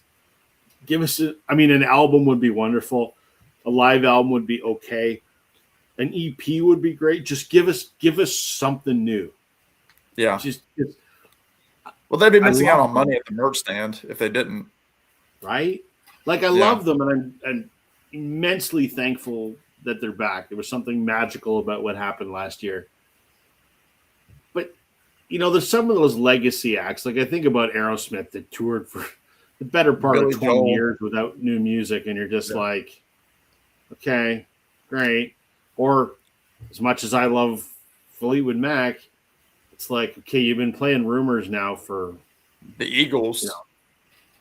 That's an even better example. It's over 20 years. Well, I guess they had Long Road Out of Eden in like 08 or whatever that was. But The long run was what, 80, 81? yeah, Yeah. Going So- on almost 50 years. give us a little something new. Just I would. It's not that I don't respect legacy acts, because I do, but I don't want them to be a legacy act. So I hope there's Yeah. something new coming. Yeah. And you and I would spend the money, because we would. Yeah, right. Because we're chumps. Exactly. How many copies of Definitely Maybe do I have? How many copies of Morning? Yeah, exactly. Right. What do you got there, Tim? Well, since you showed one, I'll show one. But when you thought of Aerosmith, I didn't immediately think of Walk This Way. I thought of one of two songs off this album. I was thinking either Ragdoll or Dude Looks Like a Lady, which I don't know. Like, I find those are not that, I mean, the words are kind of silly, right? Right. But the music, like Dude Looks Like a Lady with the whole Miss Doubtfire thing, and like I can see a lot of people or someone using, Sure. I don't know, but I don't know, for whatever reason, it's funny, like you thought of Aerosmith, I thought of Aerosmith, but this is where I kind of immediately went to. No, I get it from a music standpoint. Yeah, it makes sense. Yeah. It's kind of got a certain kind of feel to it. Yep. But they all their stuff, like you mentioned, like from Walk This, from that, with this album, and then what was the other one? Well, the two of them there, Get a Grip, and Get a grip. like that whole era of Aerosmith is kind of just rock, Yep. just rock tunes. Yep. I love it. I That love work. Yeah. it. I love it. Okay. Daryl. Okay. Well, I had debated on one of 2 or 3 albums by this artist, and we talk about this guy quite frequently, so I'm not going to talk about him too much because we would kind of talk about him ad nauseum, but I figured an episode about sports with powerful guitar songs wouldn't be finished without showing Born to Run. I think that is like an epic sports song to me. Just the intro to the song. I don't know. I mean, we all know who the boss is. We all know this album. It's a rockin' album, and the title track alone is just the enough for the admission to see me play ball. That's for sure. Because I'm born to run, baby. Yep, that's right. I agree with what you're saying. It's a fantastic song. I just, for some reason, and I know I'm missing something, I don't understand what is so outstanding about that album. Is it good? Absolutely. Is it better than most? Absolutely. Are there some incredible songs on it? Absolutely. But for me, there's a few duds too, and I'm just like, Yeah. There's half a dozen Springsteen albums I like better than Born to Run. Yeah. And Oh, I I'm don't probably disagree with you. It's not my favorite Springsteen album, but that song alone the song is amazing. it's Absolutely. amazing. Yep. Really good. Like I mean, I don't watch too much baseball, but I would assume that song's got to be played at some Major League Baseball stadiums. I would imagine. Or I guess if I was like a track athlete, Ooh, Born to Run. literally, yeah. It's a great title for a laxative. He's here all night, folks. It's still 1-0 Tampa Bay, by the way. So my champs are not being too championish. Okay. All right. I'm gonna go this way for a couple of reasons. So my wife and I talked about this last night, And Kim said I was stupid for picking this up as a walk-up song. But off this incredible album, Slippery When Wet by Bon Jovi, and of course I'm showing the controversial band cover, I'm going with Living on a Prayer. Great guitar riff. Love how it kind of builds, and it's a good, the emotion you get from it kind of pumps you up. But I also, thematically, it's like the song of an underdog, right? It's Tommy and Gina who are kind of down on their luck, and they're going to make a go of it. And I'm like, yeah, so good for Tommy and Gina. So for those reasons, I'm picking that as a walk-up song. Look at these manly men right here with their long hair and their tight jeans. Mhm. Much better cover than the other one. So Living on a Prayer. Do you guys agree, or do you think my wife's right that I'm full of shit for picking that as a walk-up song? No, I think that's a great pick, and I may or may not be talking about Bon Jovi a little bit later. So when this is done, I can go upstairs and tell my wife that she is wrong, that Daryl says it's a walk-up song. Perfect. I won. I'm right. There we go. Is it the most karaoke song? Absolutely it is. It is. It's way over karaoke, but Yeah. it's still a damn good song. So, okay. That brings Even us like back. even Bad Medicine would probably be a pretty good walk. I thought about that, and I also thought about It's My Life, and there was one other thing It's I was My thinking Life, of. yeah. But the other one I was thinking of was We Weren't Born to Follow. I thought, yeah, that could. There's John. Tommy doing time for selling meth. Gene is a manager at Dairy Queen, living the dream. Yeah, but it's an underdog story, John. They're gonna rise Come on, above. John. They're gonna do something. Good to see you, John. How you doing, buddy? We haven't had any Billy Joel tonight, so I'm surprised you popped up. We probably aren't going to have any Billy Joel because I don't think walk-up songs, and I think Billy Joel. Well, this is when I talk about seeing some Italian restaurant, which is my next. No. What is your next one, Sam? A bottle of red, a bottle of white. Let's see. I got my list here. Very, very official list on the back of an envelope. I'm going to go with the song Rock Show by Paul McCartney and Wings. I'm kind of going songs that aren't necessarily your cliche songs, but also songs that would still pump up a crowd, even if not the whole crowd knows it. But obviously, it's the second track off of Venus and Mars by Wings, which is my favorite Wings album. It was the follow-up to Band on the Run. And I just love that interlude from Venus and Mars into Rock Show. And I think just Rock Show as a song is very underlooked by Paul McCartney. I think he should bring it back. He's always playing Jet and Let Me Roll It. We need Rock Show, James Paul. But yeah, it's just fantastic.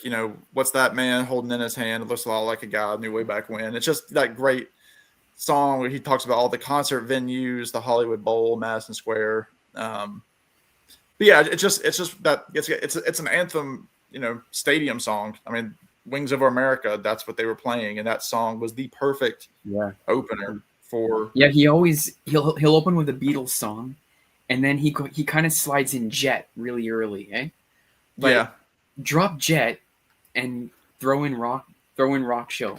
If he's not going to open it with Venus and Mars, which he won't, when he's only playing for like 3 hours, for start with your Beatles song and then slam out Rock Show. Rock Show is one of my if I could make my own Paul McCartney live set list, that was in there. Well, because for a while he opened with Magical Mystery Tour, back in the US, that era. But imagine going from that into Rock Show. Those are two great songs. Mm-hmm. Let's just go back to back. Or Sgt. Pepper, open with Sgt. Pepper, and obviously he didn't sing With a Little Help from My Friends. Go right into Rock Show. It would be awesome. Yeah. But yeah, Rock Show for me, it's not one of his biggest hits, but I was like, what? I was thinking about maybe doing Revolution by the Beatles. I was like, maybe it's I gotta throw a Beatles thing in there, but I was like, no, let me do Rock Show. It was either that or Sail Away Raymond by Ringo, and I chose Rock Show. Interesting. Yeah, I refrained from pulling any Paul McCartney. I don't know. I didn't, but It's a hard thing to do. It's like breathing. yeah. Yeah. Since Glenn in Buffalo is tuning in, that's for you, Glenn. Rock show kicks butt, apparently. Yes, it does. Yes, it does. So is that sciatic nerve.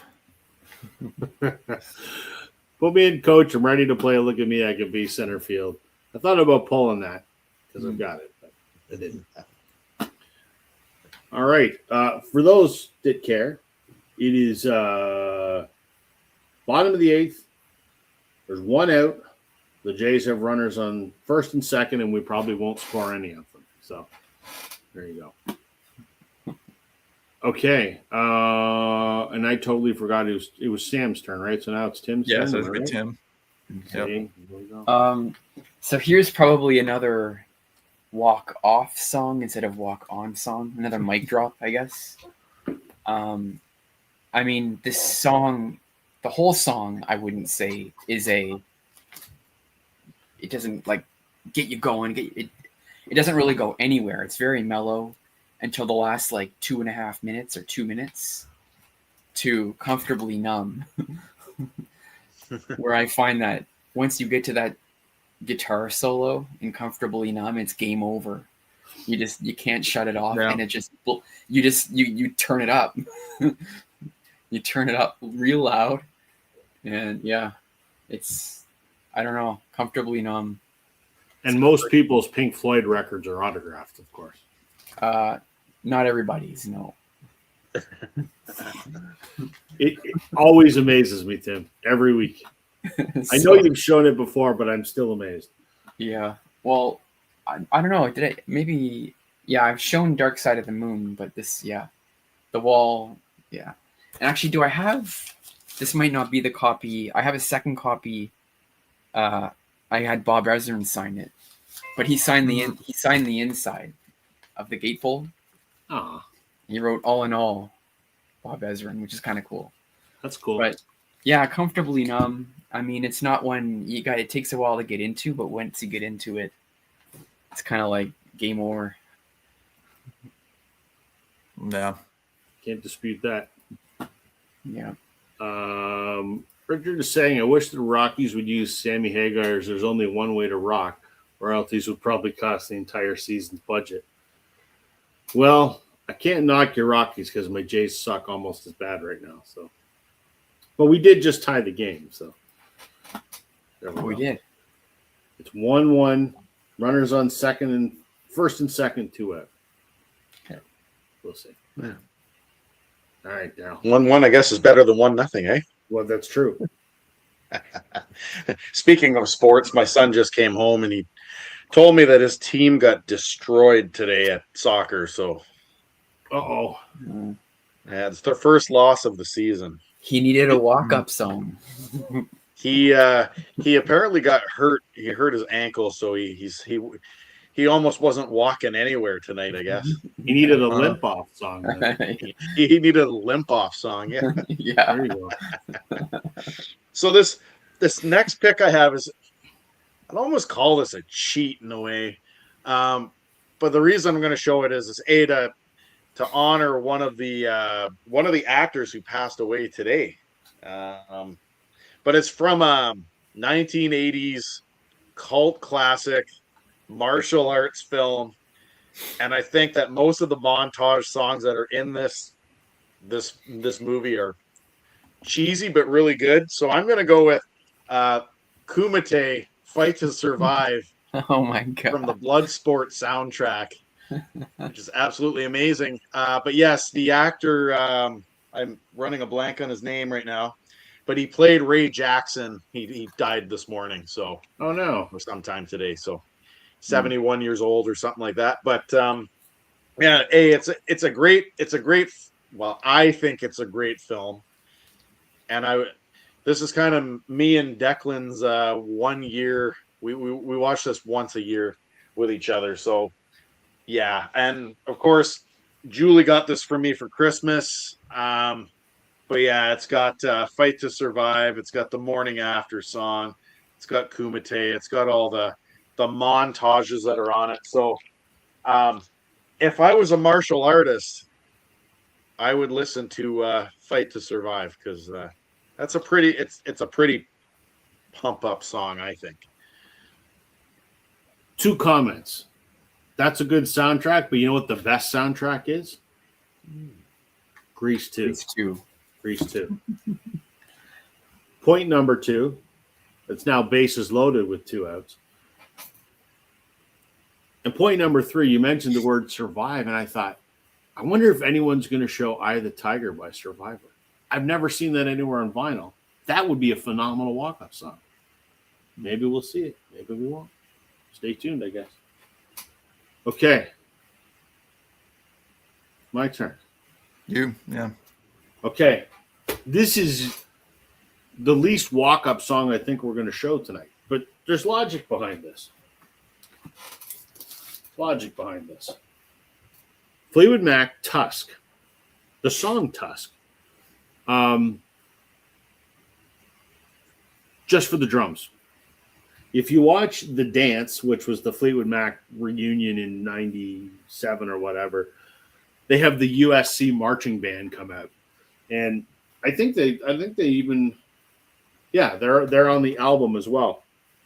And just for the marching band alone, nothing lyrically about the song. I don't even know what the hell the song's about, to be quite honest. But it just, that marching band thing, just, if you've heard the song, how could you not, want to get up and at least hit a single with the bases loaded so you could score 2 runs? I don't know, but that's what I would do. So anyway, Fleetwood Mac's Tusk. If you haven't heard it, it's because of the marching band. So there you go. And we're all Very caught good. up on comments. And I don't have an update on the game. Well, what happened? Who's up? I don't know. Clement's up, so I'm optimistic, Mr. Single. Okay, back to Sam. Let's see. One of the early ones that I wrote down, and it's not a band that I ever really talk about that much, but I am a fan, especially of their first 3 records. Well, never mind. Their first 4 for sure. And then it's kind of spotty for me, but I chose Ramble On by Zeppelin. Good one. Zeppelin 2. I love Zeppelin 2. It's really hard to beat the debut, but I love, Heartbreaker into Livin' Lovin' Made. That's just so good. But in terms of the song Ramble On, obviously you have like the weird Lord of the Rings lyrics that Robert Plant wrote, talking about Gollum, the evil one, just weird stuff. But that Jimmy Page guitar, man, I mean, even if you don't have the lyrics, that guitar in itself, you're like, man, Jimmy Page is all right. It's that's just one of those like songs that, like, if somebody comes up to you and they say, what's classic rock? If you hand them Ramble On, that would be a good song for them to be like, yeah. Okay. Are you sure, John? I don't think that's true, John, but yeah, no. Zeppelin 2 is just full of great stuff. Obviously, like the songs that I mentioned, Ramble On. It's just so good. And again, that guitar, I can imagine it blasting over a stadium, while you're getting ready to go up and take your shot. But I absolutely love that song. I remember for a while I tried to learn it on guitar. It's got this weird chord structure all the way down the neck. But yeah, Ramble On by Zeppelin. There are a lot of Zeppelin songs. I thought about doing Good Times, Bad Times. That bound down, just again, a perfect opening to a career. I think that's just a perfect song. Ramble On is also a perfect song. So that's the one I chose tonight, but both of them would work for me. So Ramble On, not to be confused with Ramble Tamble by CCR. So there you go. I don't see what you're talking about, John. I don't believe that to be true. You should look up images. We will have to verify that fact. We will fact check you. So there. All right. Yeah. Tim. All right. And by the way, the Jays did not score with the bases loaded. Typical. Yeah. Typical. Clement flied out. So here's a hype song that has been just my hype song since its release in 1990, and it still is. I brush my teeth to this song, and that's "Do the Bartman" by The Simpsons. Totally kidding. I had that on. My son wanted to hear that. Here's one that's pretty cool. Seven Nation Army. Of course. Yeah, that's a great song. This is kind of the only White Stripes album. Like I prefer his solo stuff to the White Stripes. But this one's pretty good. Mm-hmm. And Seven Nation Army is as hype as you can get, really. It's more just the whole beat, the drums and the beat. It just it holds that kind of marching that, that just kind of identifies as a walk-in song. And then you hear it a lot at the strip club too, so I'm told. Yeah, yeah. And if you're shitty at playing the drums, it's the easiest song to play. And you fake it till you make it, right? Yep. But yeah, it's the Seven. That's a good pick. That's a good pick. Brian's saying he can't resist any longer. Fishes Wilson as played for Russell Wilson of the Seattle Seahawks. Okay. Daryl, you're up. All right. Well, here we go. Rob's gonna like this because this is a band that he talks about lots. He's really into these guys for sure. And the impetus actually for this episode. Now, if I was a professional, what do we call it? WWE now? WWE wrestler, not WWF, WWE. WWE, yeah. This would be my walkout song. And I know Rob would be absolutely thrilled. He would pay $1,000 to watch fucking Nickelback into an arena, listening to Burn It to the Ground. No. Nickelback. I'd rather have Bob Dylan sitting on my couch refusing to leave and sing than listen to Nickelback. Burn It to the Ground is an amazing song. It was played on Hockey Night in Canada. It's played at every sporting event. And if I could pile drive somebody into the ring, into the mat to that song, it'd be Chad Kroger. That's burning it to the ground right there. I've been a standing in line. Oh, Jesus. And it's got and these guys have an amazing documentary that I believe was on Netflix. So definitely check it out. I gotta hype them up. I'm gonna hype them up almost as much as I do Glass Tiger. If you paid 5 cents for that, I hope you got your nickel back. Isn't the documentary called Love to Hate Us or something like that? Yeah, they play off of the stereotype. Yeah, they do. Yeah. How they went from this little farm town band. I think what it is, I think what it really boils down to, we've talked about this before. I think it just boils down to the fact that Chad Kroger went from small town cowboy hero to this arrogant, he's just douche, head swelling like so many other musicians that went from zero to hero. So, well, he just wants to be a rock star. I know, Richard. I don't understand it. I know Richard likes Nickelback. There's no love here tonight. Oh, Richard.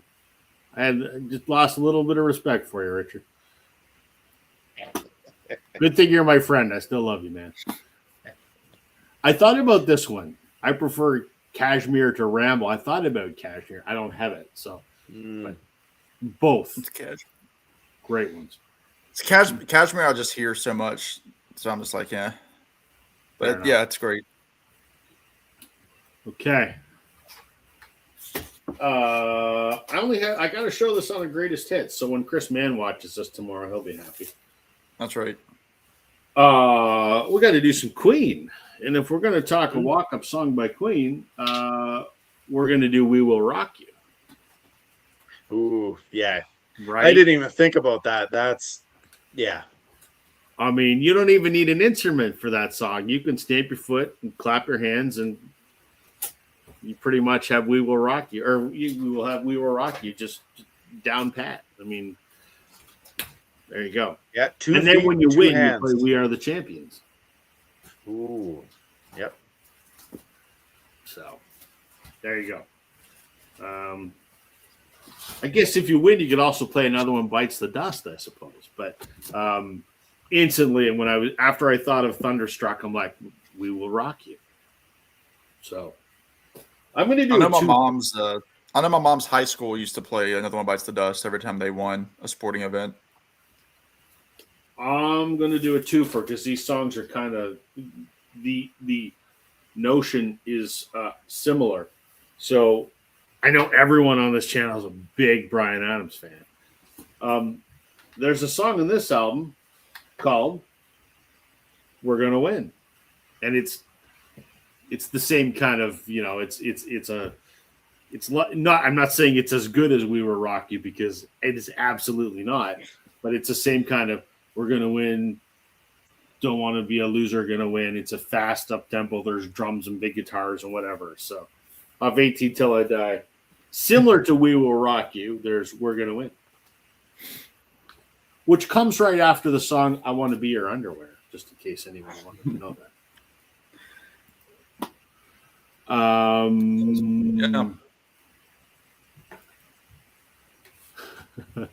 Silver Side Up. I could probably play Cashmere Daily. Yeah, that's a song I don't get sick of. How about it, John? We're gonna skip over that one, John. All right. We're back to Sam. Yeah. I'm gonna go, because again, I'm trying to go through all my favorite bands in my head, thinking like who. And obviously, I kind of joked with Rob when he told me the topic that I was just going to have a bunch of drunken Tom Waits songs as my walk-up song, because I like a lot of sad music. I didn't bring the cigarettes, though. I'll have to mail you all some up, and I get them to match the sad vibe around the piano. But I thought, and again, Rob, let me know what you think of this. It's got this song has a fade in, which is one of those things that's always kind of cool when a song fades itself in, which would be awesome to walk up to. And that's the song "Do It Again" by the Beach Boys. Oh, yeah. With that kind of that drum beat that they stacked, but they made it sound almost like a precursor, like a drum machine sound, but they essentially just like milliseconds off in the editing to make it have this like echo effect. Yep. And then you have like that classic Beach Boys surf guitar, even though it came out in 68 or so, 69. Like, so it was off the 2020 record. So it was after they were the big surf band. This was kind of at the, when they were starting to really fade. And they put out this kind of one last surf hit, which was "Do It Again." And it's just got that great vibe to it. It's sunny, so like it works perfectly, especially for baseball, being a spring and summer sport.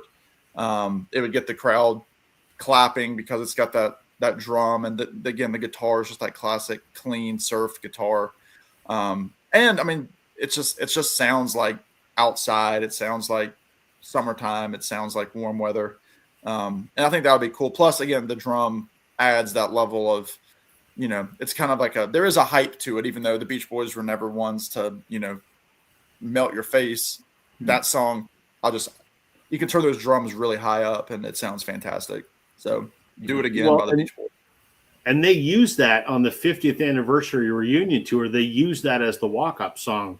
So, their backing band would start playing it, and Mike Foskett would be like, "From Hawthorne, California, the original Beach Boys," and they'd come out, David Marshall, and he introduced them all one at a time, and then finally Brian Wilson at the end, and it would build into "Do It Again." Yeah, so, when unfortunately I saw the Mike Love Beach Boys a couple of years ago because it was it was like $20. I got it half price from a lady who her friend didn't show up. So it's better than going to see Nickelback. Depends on who you ask. So, well, it's still better than seeing Nickelback. the way that they did do it, I mean, I think they've openly do it again now for decades. And but the way that they did it was they have like the big collage movie montage at the beginning. And so it starts with the studio chatter of like Brian saying, "All right, Dennis, you ready?" And then the drummer starts, like the live drummer starts with a drum beat. And so it's like it starts with the studio version and then kind of merges into the live version. And then Mike comes tumbling out and, you know, points at all the 15-year-old girls, and, you know, that's that. When I saw them, it started a little different. Oh, it just creeps me out. You need more rings, Rob. You need more rings. I know. I only got my wedding band on. When I saw them, they started with that song, but it started a little differently because the first person to walk out on stage was Mr. John Stamos. Yeah. And he gets behind one of the two drum kits because it was him and John Cowsill. John Stamos walks out, and of course the ladies just lose their fucking minds, including my wife sitting beside me. I didn't say anything because I knew he was going to be there, because when we got there's two drum kits, and I'm like, well, there's only one reason that there's two drum kits. I didn't say anything, and he comes out, and all the ladies are like, screaming, and then he starts the drums, and then the rest of the band, except for Bruce and Mike, come out and start playing Do It Again, and then Bruce and Mike came out. Yeah. Anyway. As much as I hate Mike Love, I'm still glad to have seen that iteration of the band, because I've seen Brian and Al, and I've seen Mike and Bruce. So it's 2/3 of the people. I'm kind of the same. And like, you know, Mike is the one that sang the lead on all those early fun, and the car songs, and you know. Yeah. Mm-hmm. So yeah, I agree. I'm glad I didn't spend full price, but exactly. Yeah. All right. What you got there, Tim? I'm going with a late pull. A soundtrack. When you mentioned Eye of the Tiger, you mentioned Eye of the Tiger. And I'm like, this is not for Eye of the Tiger. This is not for Burning Heart and all that crap. Grease 2. This is for the instrumental composed by Vince DiCola, that War song. Have you guys seen this movie? Obviously you have, right? Yeah, I know the movie. One where he fights Ivan Drago, remember the song that's played during the montage near the end? What a song. Is this in Russia? That's the Russian one. Yeah, right? where he's in Russia. Yeah, it's the one where he's in Russia with and his steroids are really popping out. Does that have Eye of the Tiger on it? No. I think that was Rocky 2. Yeah, there's Hearts on Fire, Burning Heart. I mean, the whole album is a walk on. Burning Heart, Hearts on Fire, Double or Nothing. You sound just like the record. Double or Nothing, Living in America. It does have Eye of the Tiger. Well, then I could have pulled it because I have that album. Yeah, because I think it's like almost like they kind of like reprise it. It was used in the earlier Rocky. Yeah. Yeah. But War, the song War off this. Oh my God. Like, if I'm not a runner, like I don't like to just go out and go for a run. It's too boring for me. But if I was, I would just hit War on repeat. I don't even and I wouldn't stop running. It's just like an adrenaline. You should get that record signed by Drago, and he could use his his. Yeah, he's never been around here. He's never been to any conventions or anything. But I would love to. And then tell him off for killing Apollo. Yeah. You know what's a better soundtrack than that? Grease 2. Yep. But yeah, I mean this whole soundtrack is probably an adrenaline injection. But yeah, War. That's a with good a one. burning heart. I didn't even think of pulling that. Shame on me. All right, Daryl. Well, I don't like to do any running because I feel like I'm going to need a knee and a hip replacement if I do so. So Me too. I don't like running.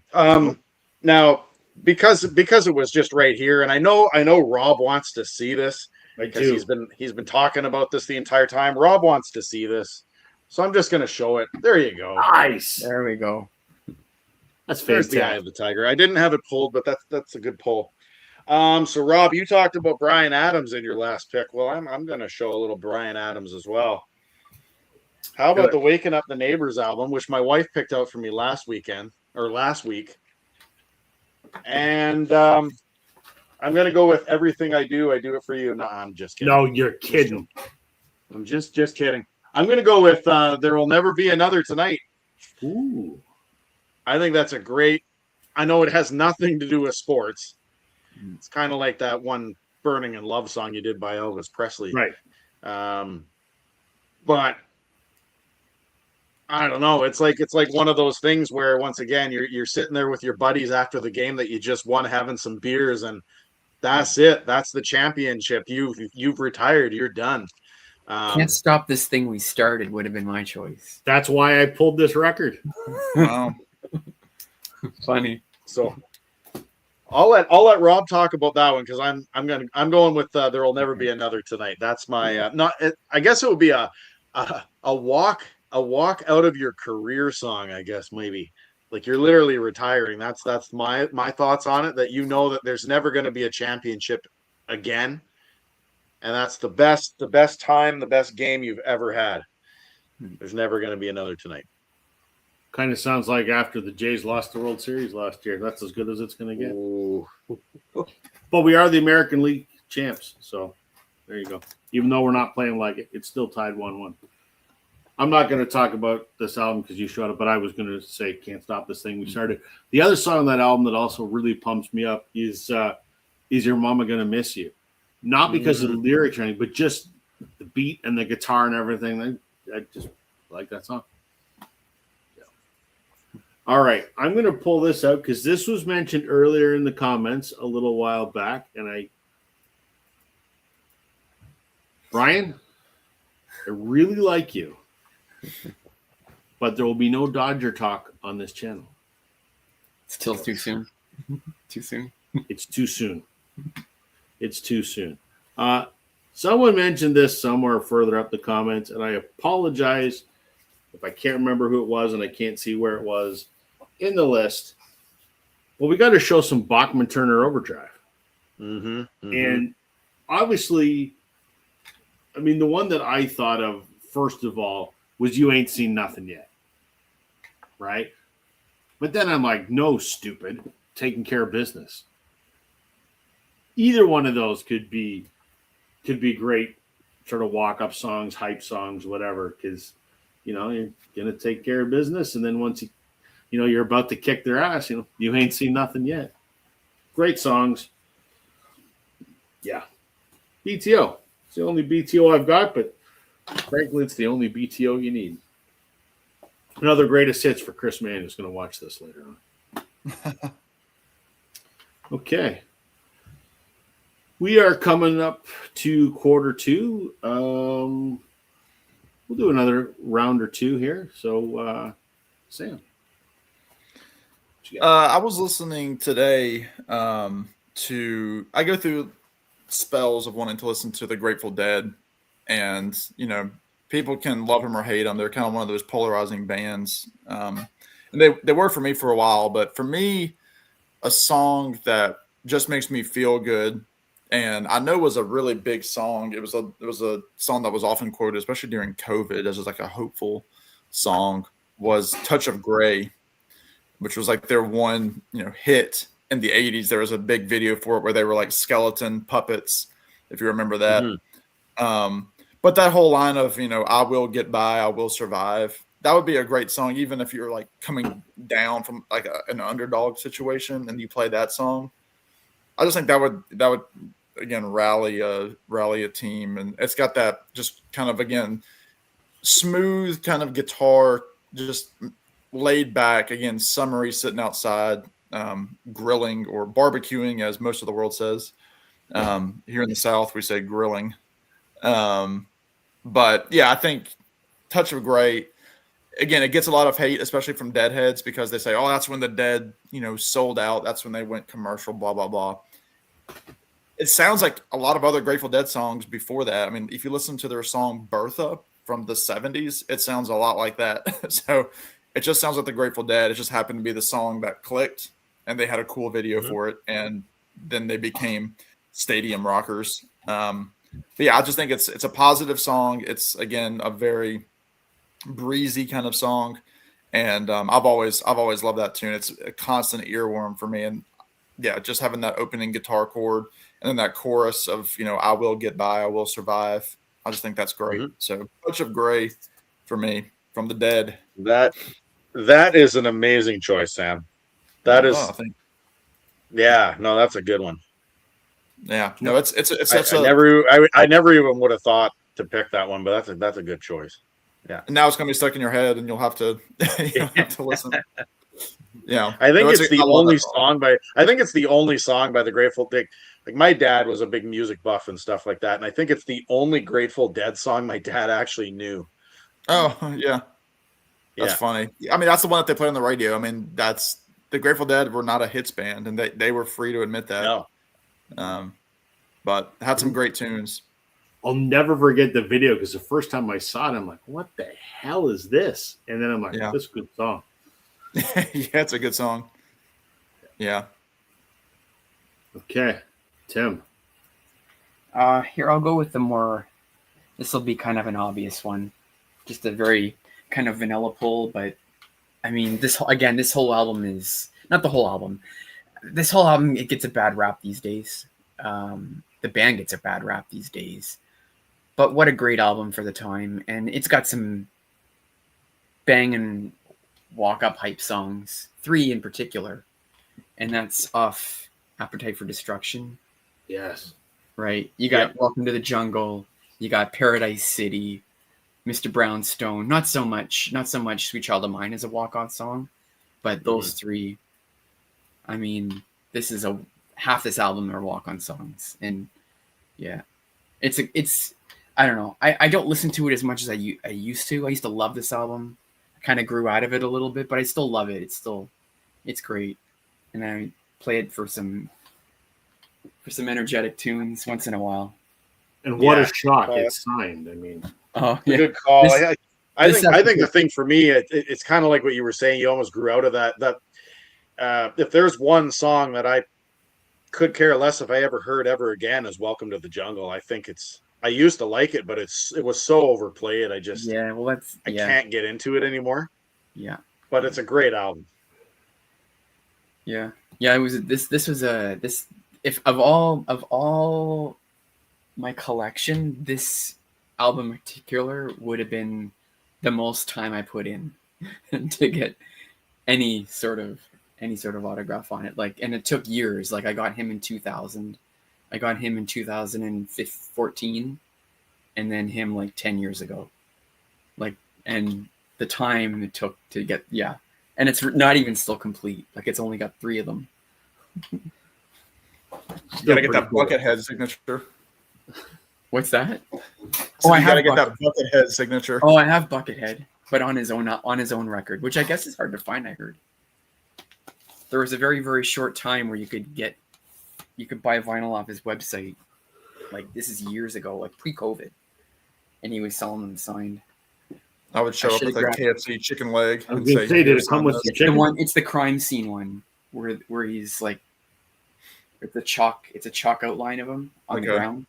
Yeah, it's that one. Right on. I'm not up to date on my Buckethead. He's great. All right, Rob. So you picked BTO in your last choice, and it got me thinking. I was like, I'm sitting here with certain letters of my collection, and I was like, man, you picked BTO, and I forgot all about this one. We've talked about this Canadian band many times. It's a greatest hits album, but I forgot about the Boys in the Bright White Sports Car. Yeah, by Trooper. Yes, Hot Shots album. Nice. I mean, I don't think the Thin White Line is on here. No. Which I actually really like the Thin White Line. But, I mean, Santa Maria would be a good one. We're here for a good time, not a long time. But the Boys in the Bright White Sports Car, I mean, come on. The guitar riff at the beginning is just, it amps up, and then the drums kick in. And it's a great tune, and no doubt that would be a good walk-on song. Especially if you were coming to the game in a suit and tie and you were coming in like a white limousine or something like that. I mean, it would just amp up the whole thing, I think. So I'm yeah, almost I mean, we don't talk about Trooper enough. They're kind of one of those. Well, Don't think they had overly amounts of success outside of Canada, but None. most Canadians know them. they still tour, but there's not a single member. It's kind of Right. like the Guess Who syndrome, where it's the entire band is not Guess Who, but they go out as Guess Who. Trooper's another one. Yeah. And April Wine is getting, I think it's that way now, except for maybe one member. I saw Trooper 25 years ago open for April Wine at a free concert in Brantford. I went to see Trooper and I left before April Wine came on because I didn't care about April Wine. The Trooper was fantastic. I'm reluctant to admit this, but hey, no shame. I'm on YouTube. No one's going to see this. Years ago, and I'm talking around the same time, 25 years ago, one of my best friends, who unfortunately he's deceased now, but he was my brother-in-law for a short period of time. That's a whole other story. He had a white, like early 80s Monte Carlo, and he thought it was just the coolest car on the face of the earth. And he and I would go driving. I didn't have a car, so we'd take his car. And because he thought it was the coolest car in the world, we would go everywhere, roll the windows down, and he would blast as we were driving Boys in the Bright White sports car in his like 84 Monte Carlo.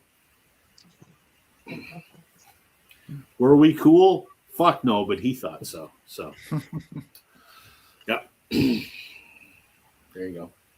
There you go. No shame. It's all good. Okay. This is another one where I don't have the album, so I'm going to show an album by that artist as a placeholder. I would do Bad to the Bone by George Thorogood and the Destroyers. I think that's a great song. It's got some energy to it, and it's intimidating because, you're going to come up and get a grand slam or whatever. And why? Because you're bad to the bone. What an amazing song. I don't have enough. This is the only Thorogood record I have, and I need more of him because he's just fantastic. So Bad to the Bone is what I would go with from George Thorogood. I respect George Thorogood. I just saw him a month ago. Right. I respect him, but after, like, when his show is done, I was like, I'm good. Like, I've seen him. I feel like he's like a one-trick pony kind of thing. Okay.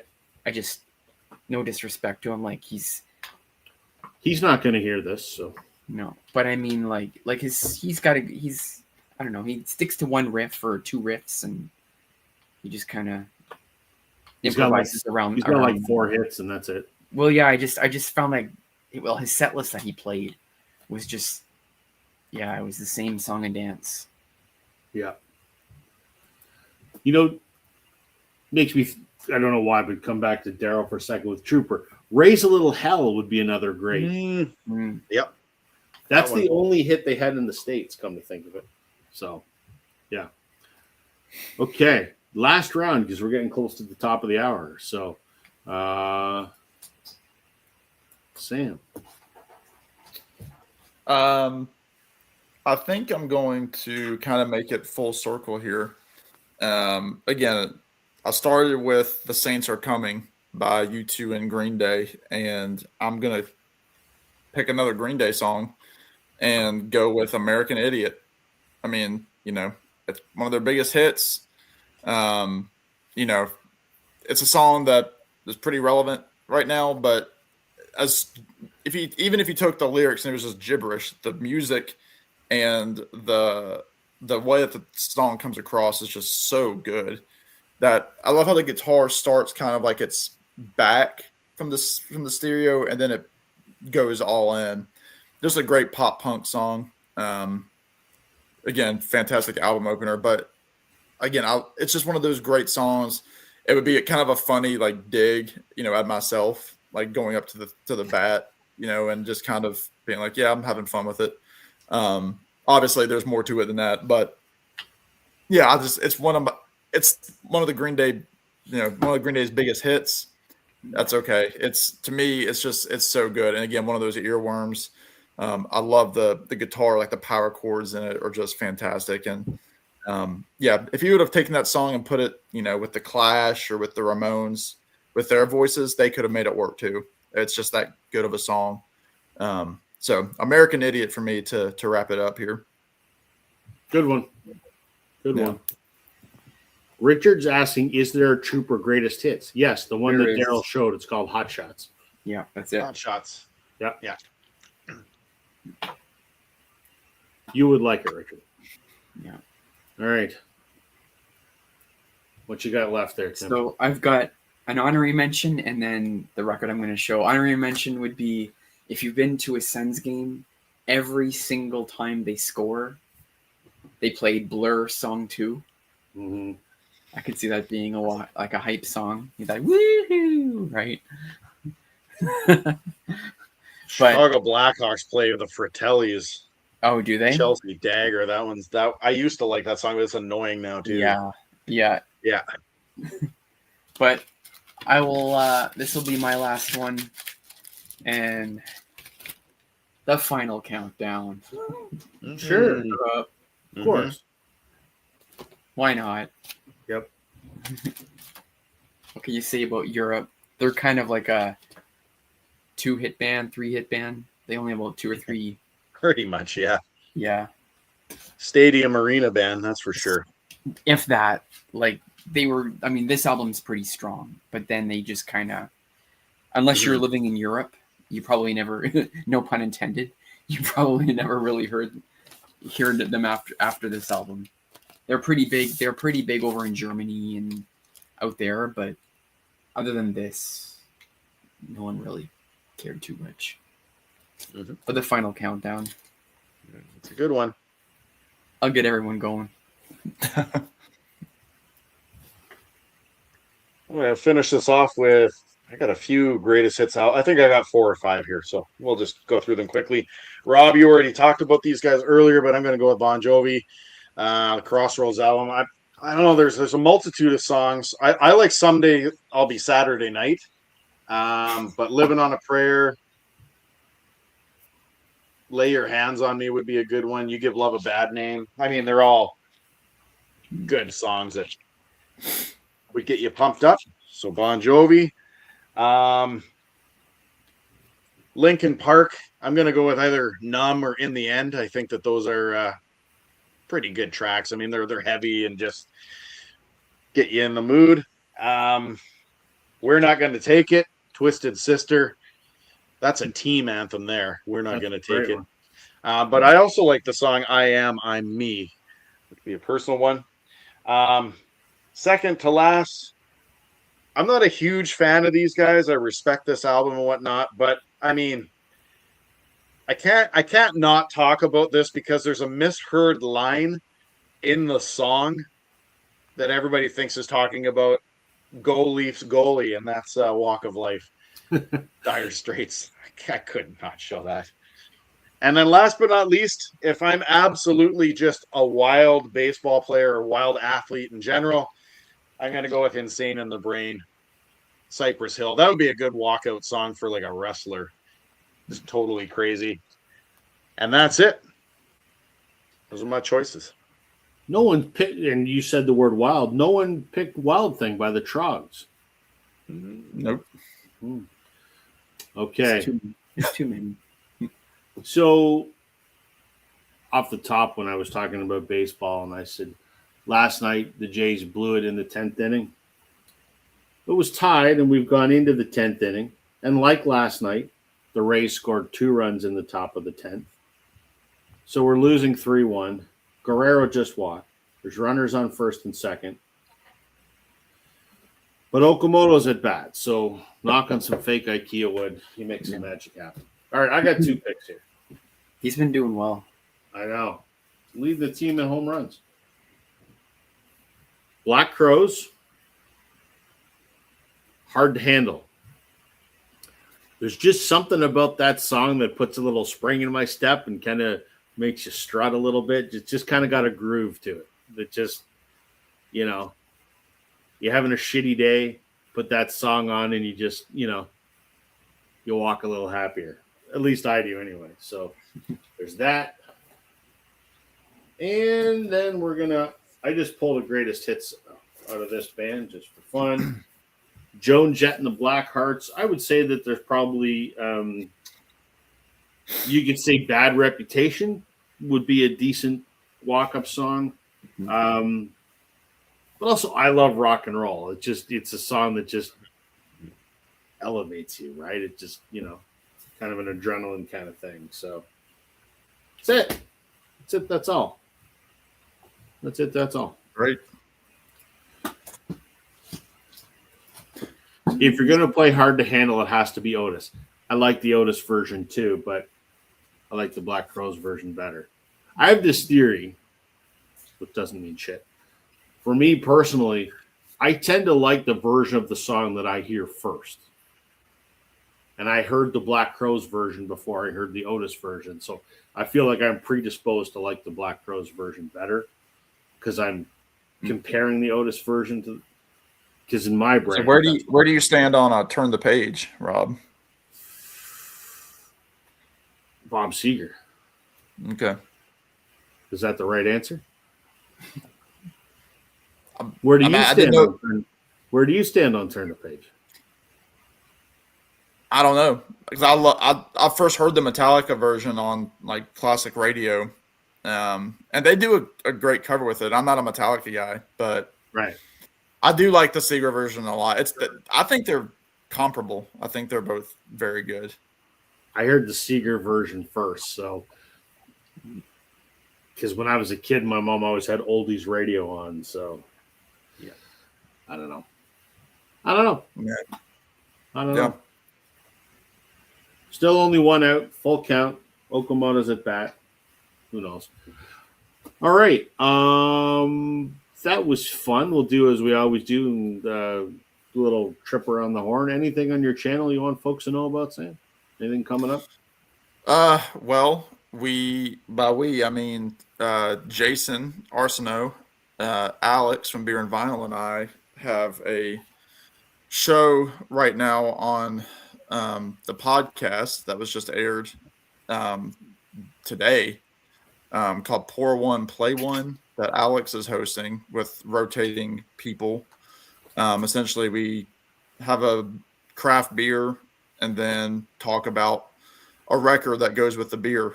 And so that was a lot of fun. It's live on the podcast now. I have a couple of things coming up. I've been to a lot of concerts, I feel like, in the last week and a half. So I've done a bunch of concert reviews. I'm probably going to record one tonight for a show that I went to last night. And then this weekend is the big 60th anniversary of Pet Sounds. So I think I'm probably going to have some Pet Sounds material. I've ordered the new reissues that are coming out. And what's neat is that for me, Pet Sounds is my favorite album.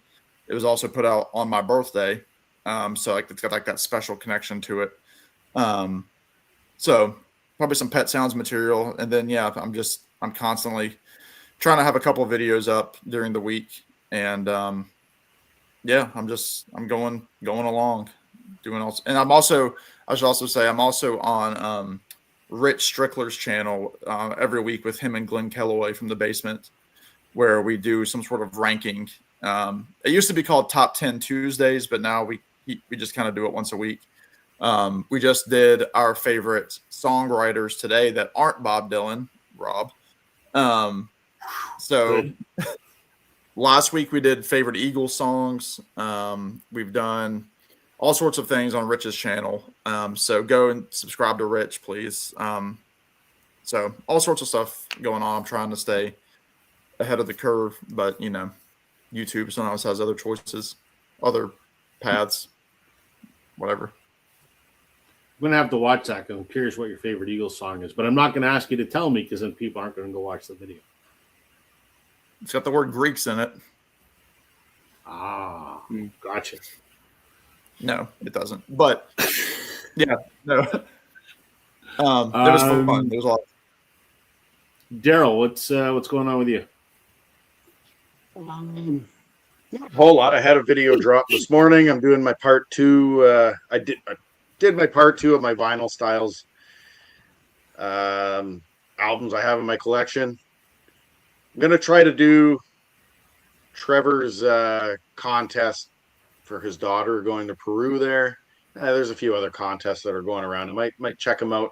Obviously, recently I've been like the king of doing people's threads, but I haven't had any time. But there might be some. But I want to try to get through my vinyl styles video, or that's what Discogs calls it now. Technically, it's sub-genres. So yeah, I released that this morning. Came out. So that's about it for mine. Other than the fact I turned 47 yesterday, and that's it. Happy birthday. Happy birthday. You may have noticed I had an animated reaction a moment ago. Dalton Varsho hit a grand slam and the Jays walked it off 5-3. Nice. Damn. Excellent. Amazing. What's going on in your world, Tim? Any conference? Nothing this week, but I got 2 shows next week. I got Bill Bruford, who was the drummer for Yes, King Crimson, and the touring lineup of Genesis. So he drums with Genesis live. I'm going to see him. He's on with a trio at a brewery. So I'm going to go drink beer and watch Bill Bruford. And then the following night, I am going to see Judy Collins. So that'll be interesting. Wow. Yeah. Nice. So that's coming up pretty soon. As for me, I have 2 videos recorded on my computer. One of them is Sam's Americana vinyl tag from January. I remember Sam, that. I promise, man, it's coming one of these days. And Richard, if you're still watching, I promise our YouTube video is coming as well. As I've said in previous weeks, I'm kind of chained to my computer for work these days, and the last thing I want to do after work is then sit in front of my computer and edit a video. So I apologize. I've been procrastinating. They are recorded. I just need to edit them. But I haven't made a video since January, and it's May. So there you go. I know. Shameful. I do have a concert coming up next week on, I think it's Thursday. I'm going to see Whitehorse. They're coming to my hometown. So they just dropped a new album on Friday. I have it. It's good. It's a little different Whitehorse, but still Whitehorse. So that's it. That's all. That's all we got. That was fun. Thank you, Sam, for being our guest this evening. Appreciate it. Yeah, thanks, guys. Yeah. And to the folks that joined us tonight, thanks for tuning in every week. We love chatting with you. And for folks that are going to watch this later, thanks for spending a bit of time with us. Daryl and Tim and I will be back next week with something else to talk about and someone else to talk about it with. So on that note, have a good night, everybody. We'll see you next week.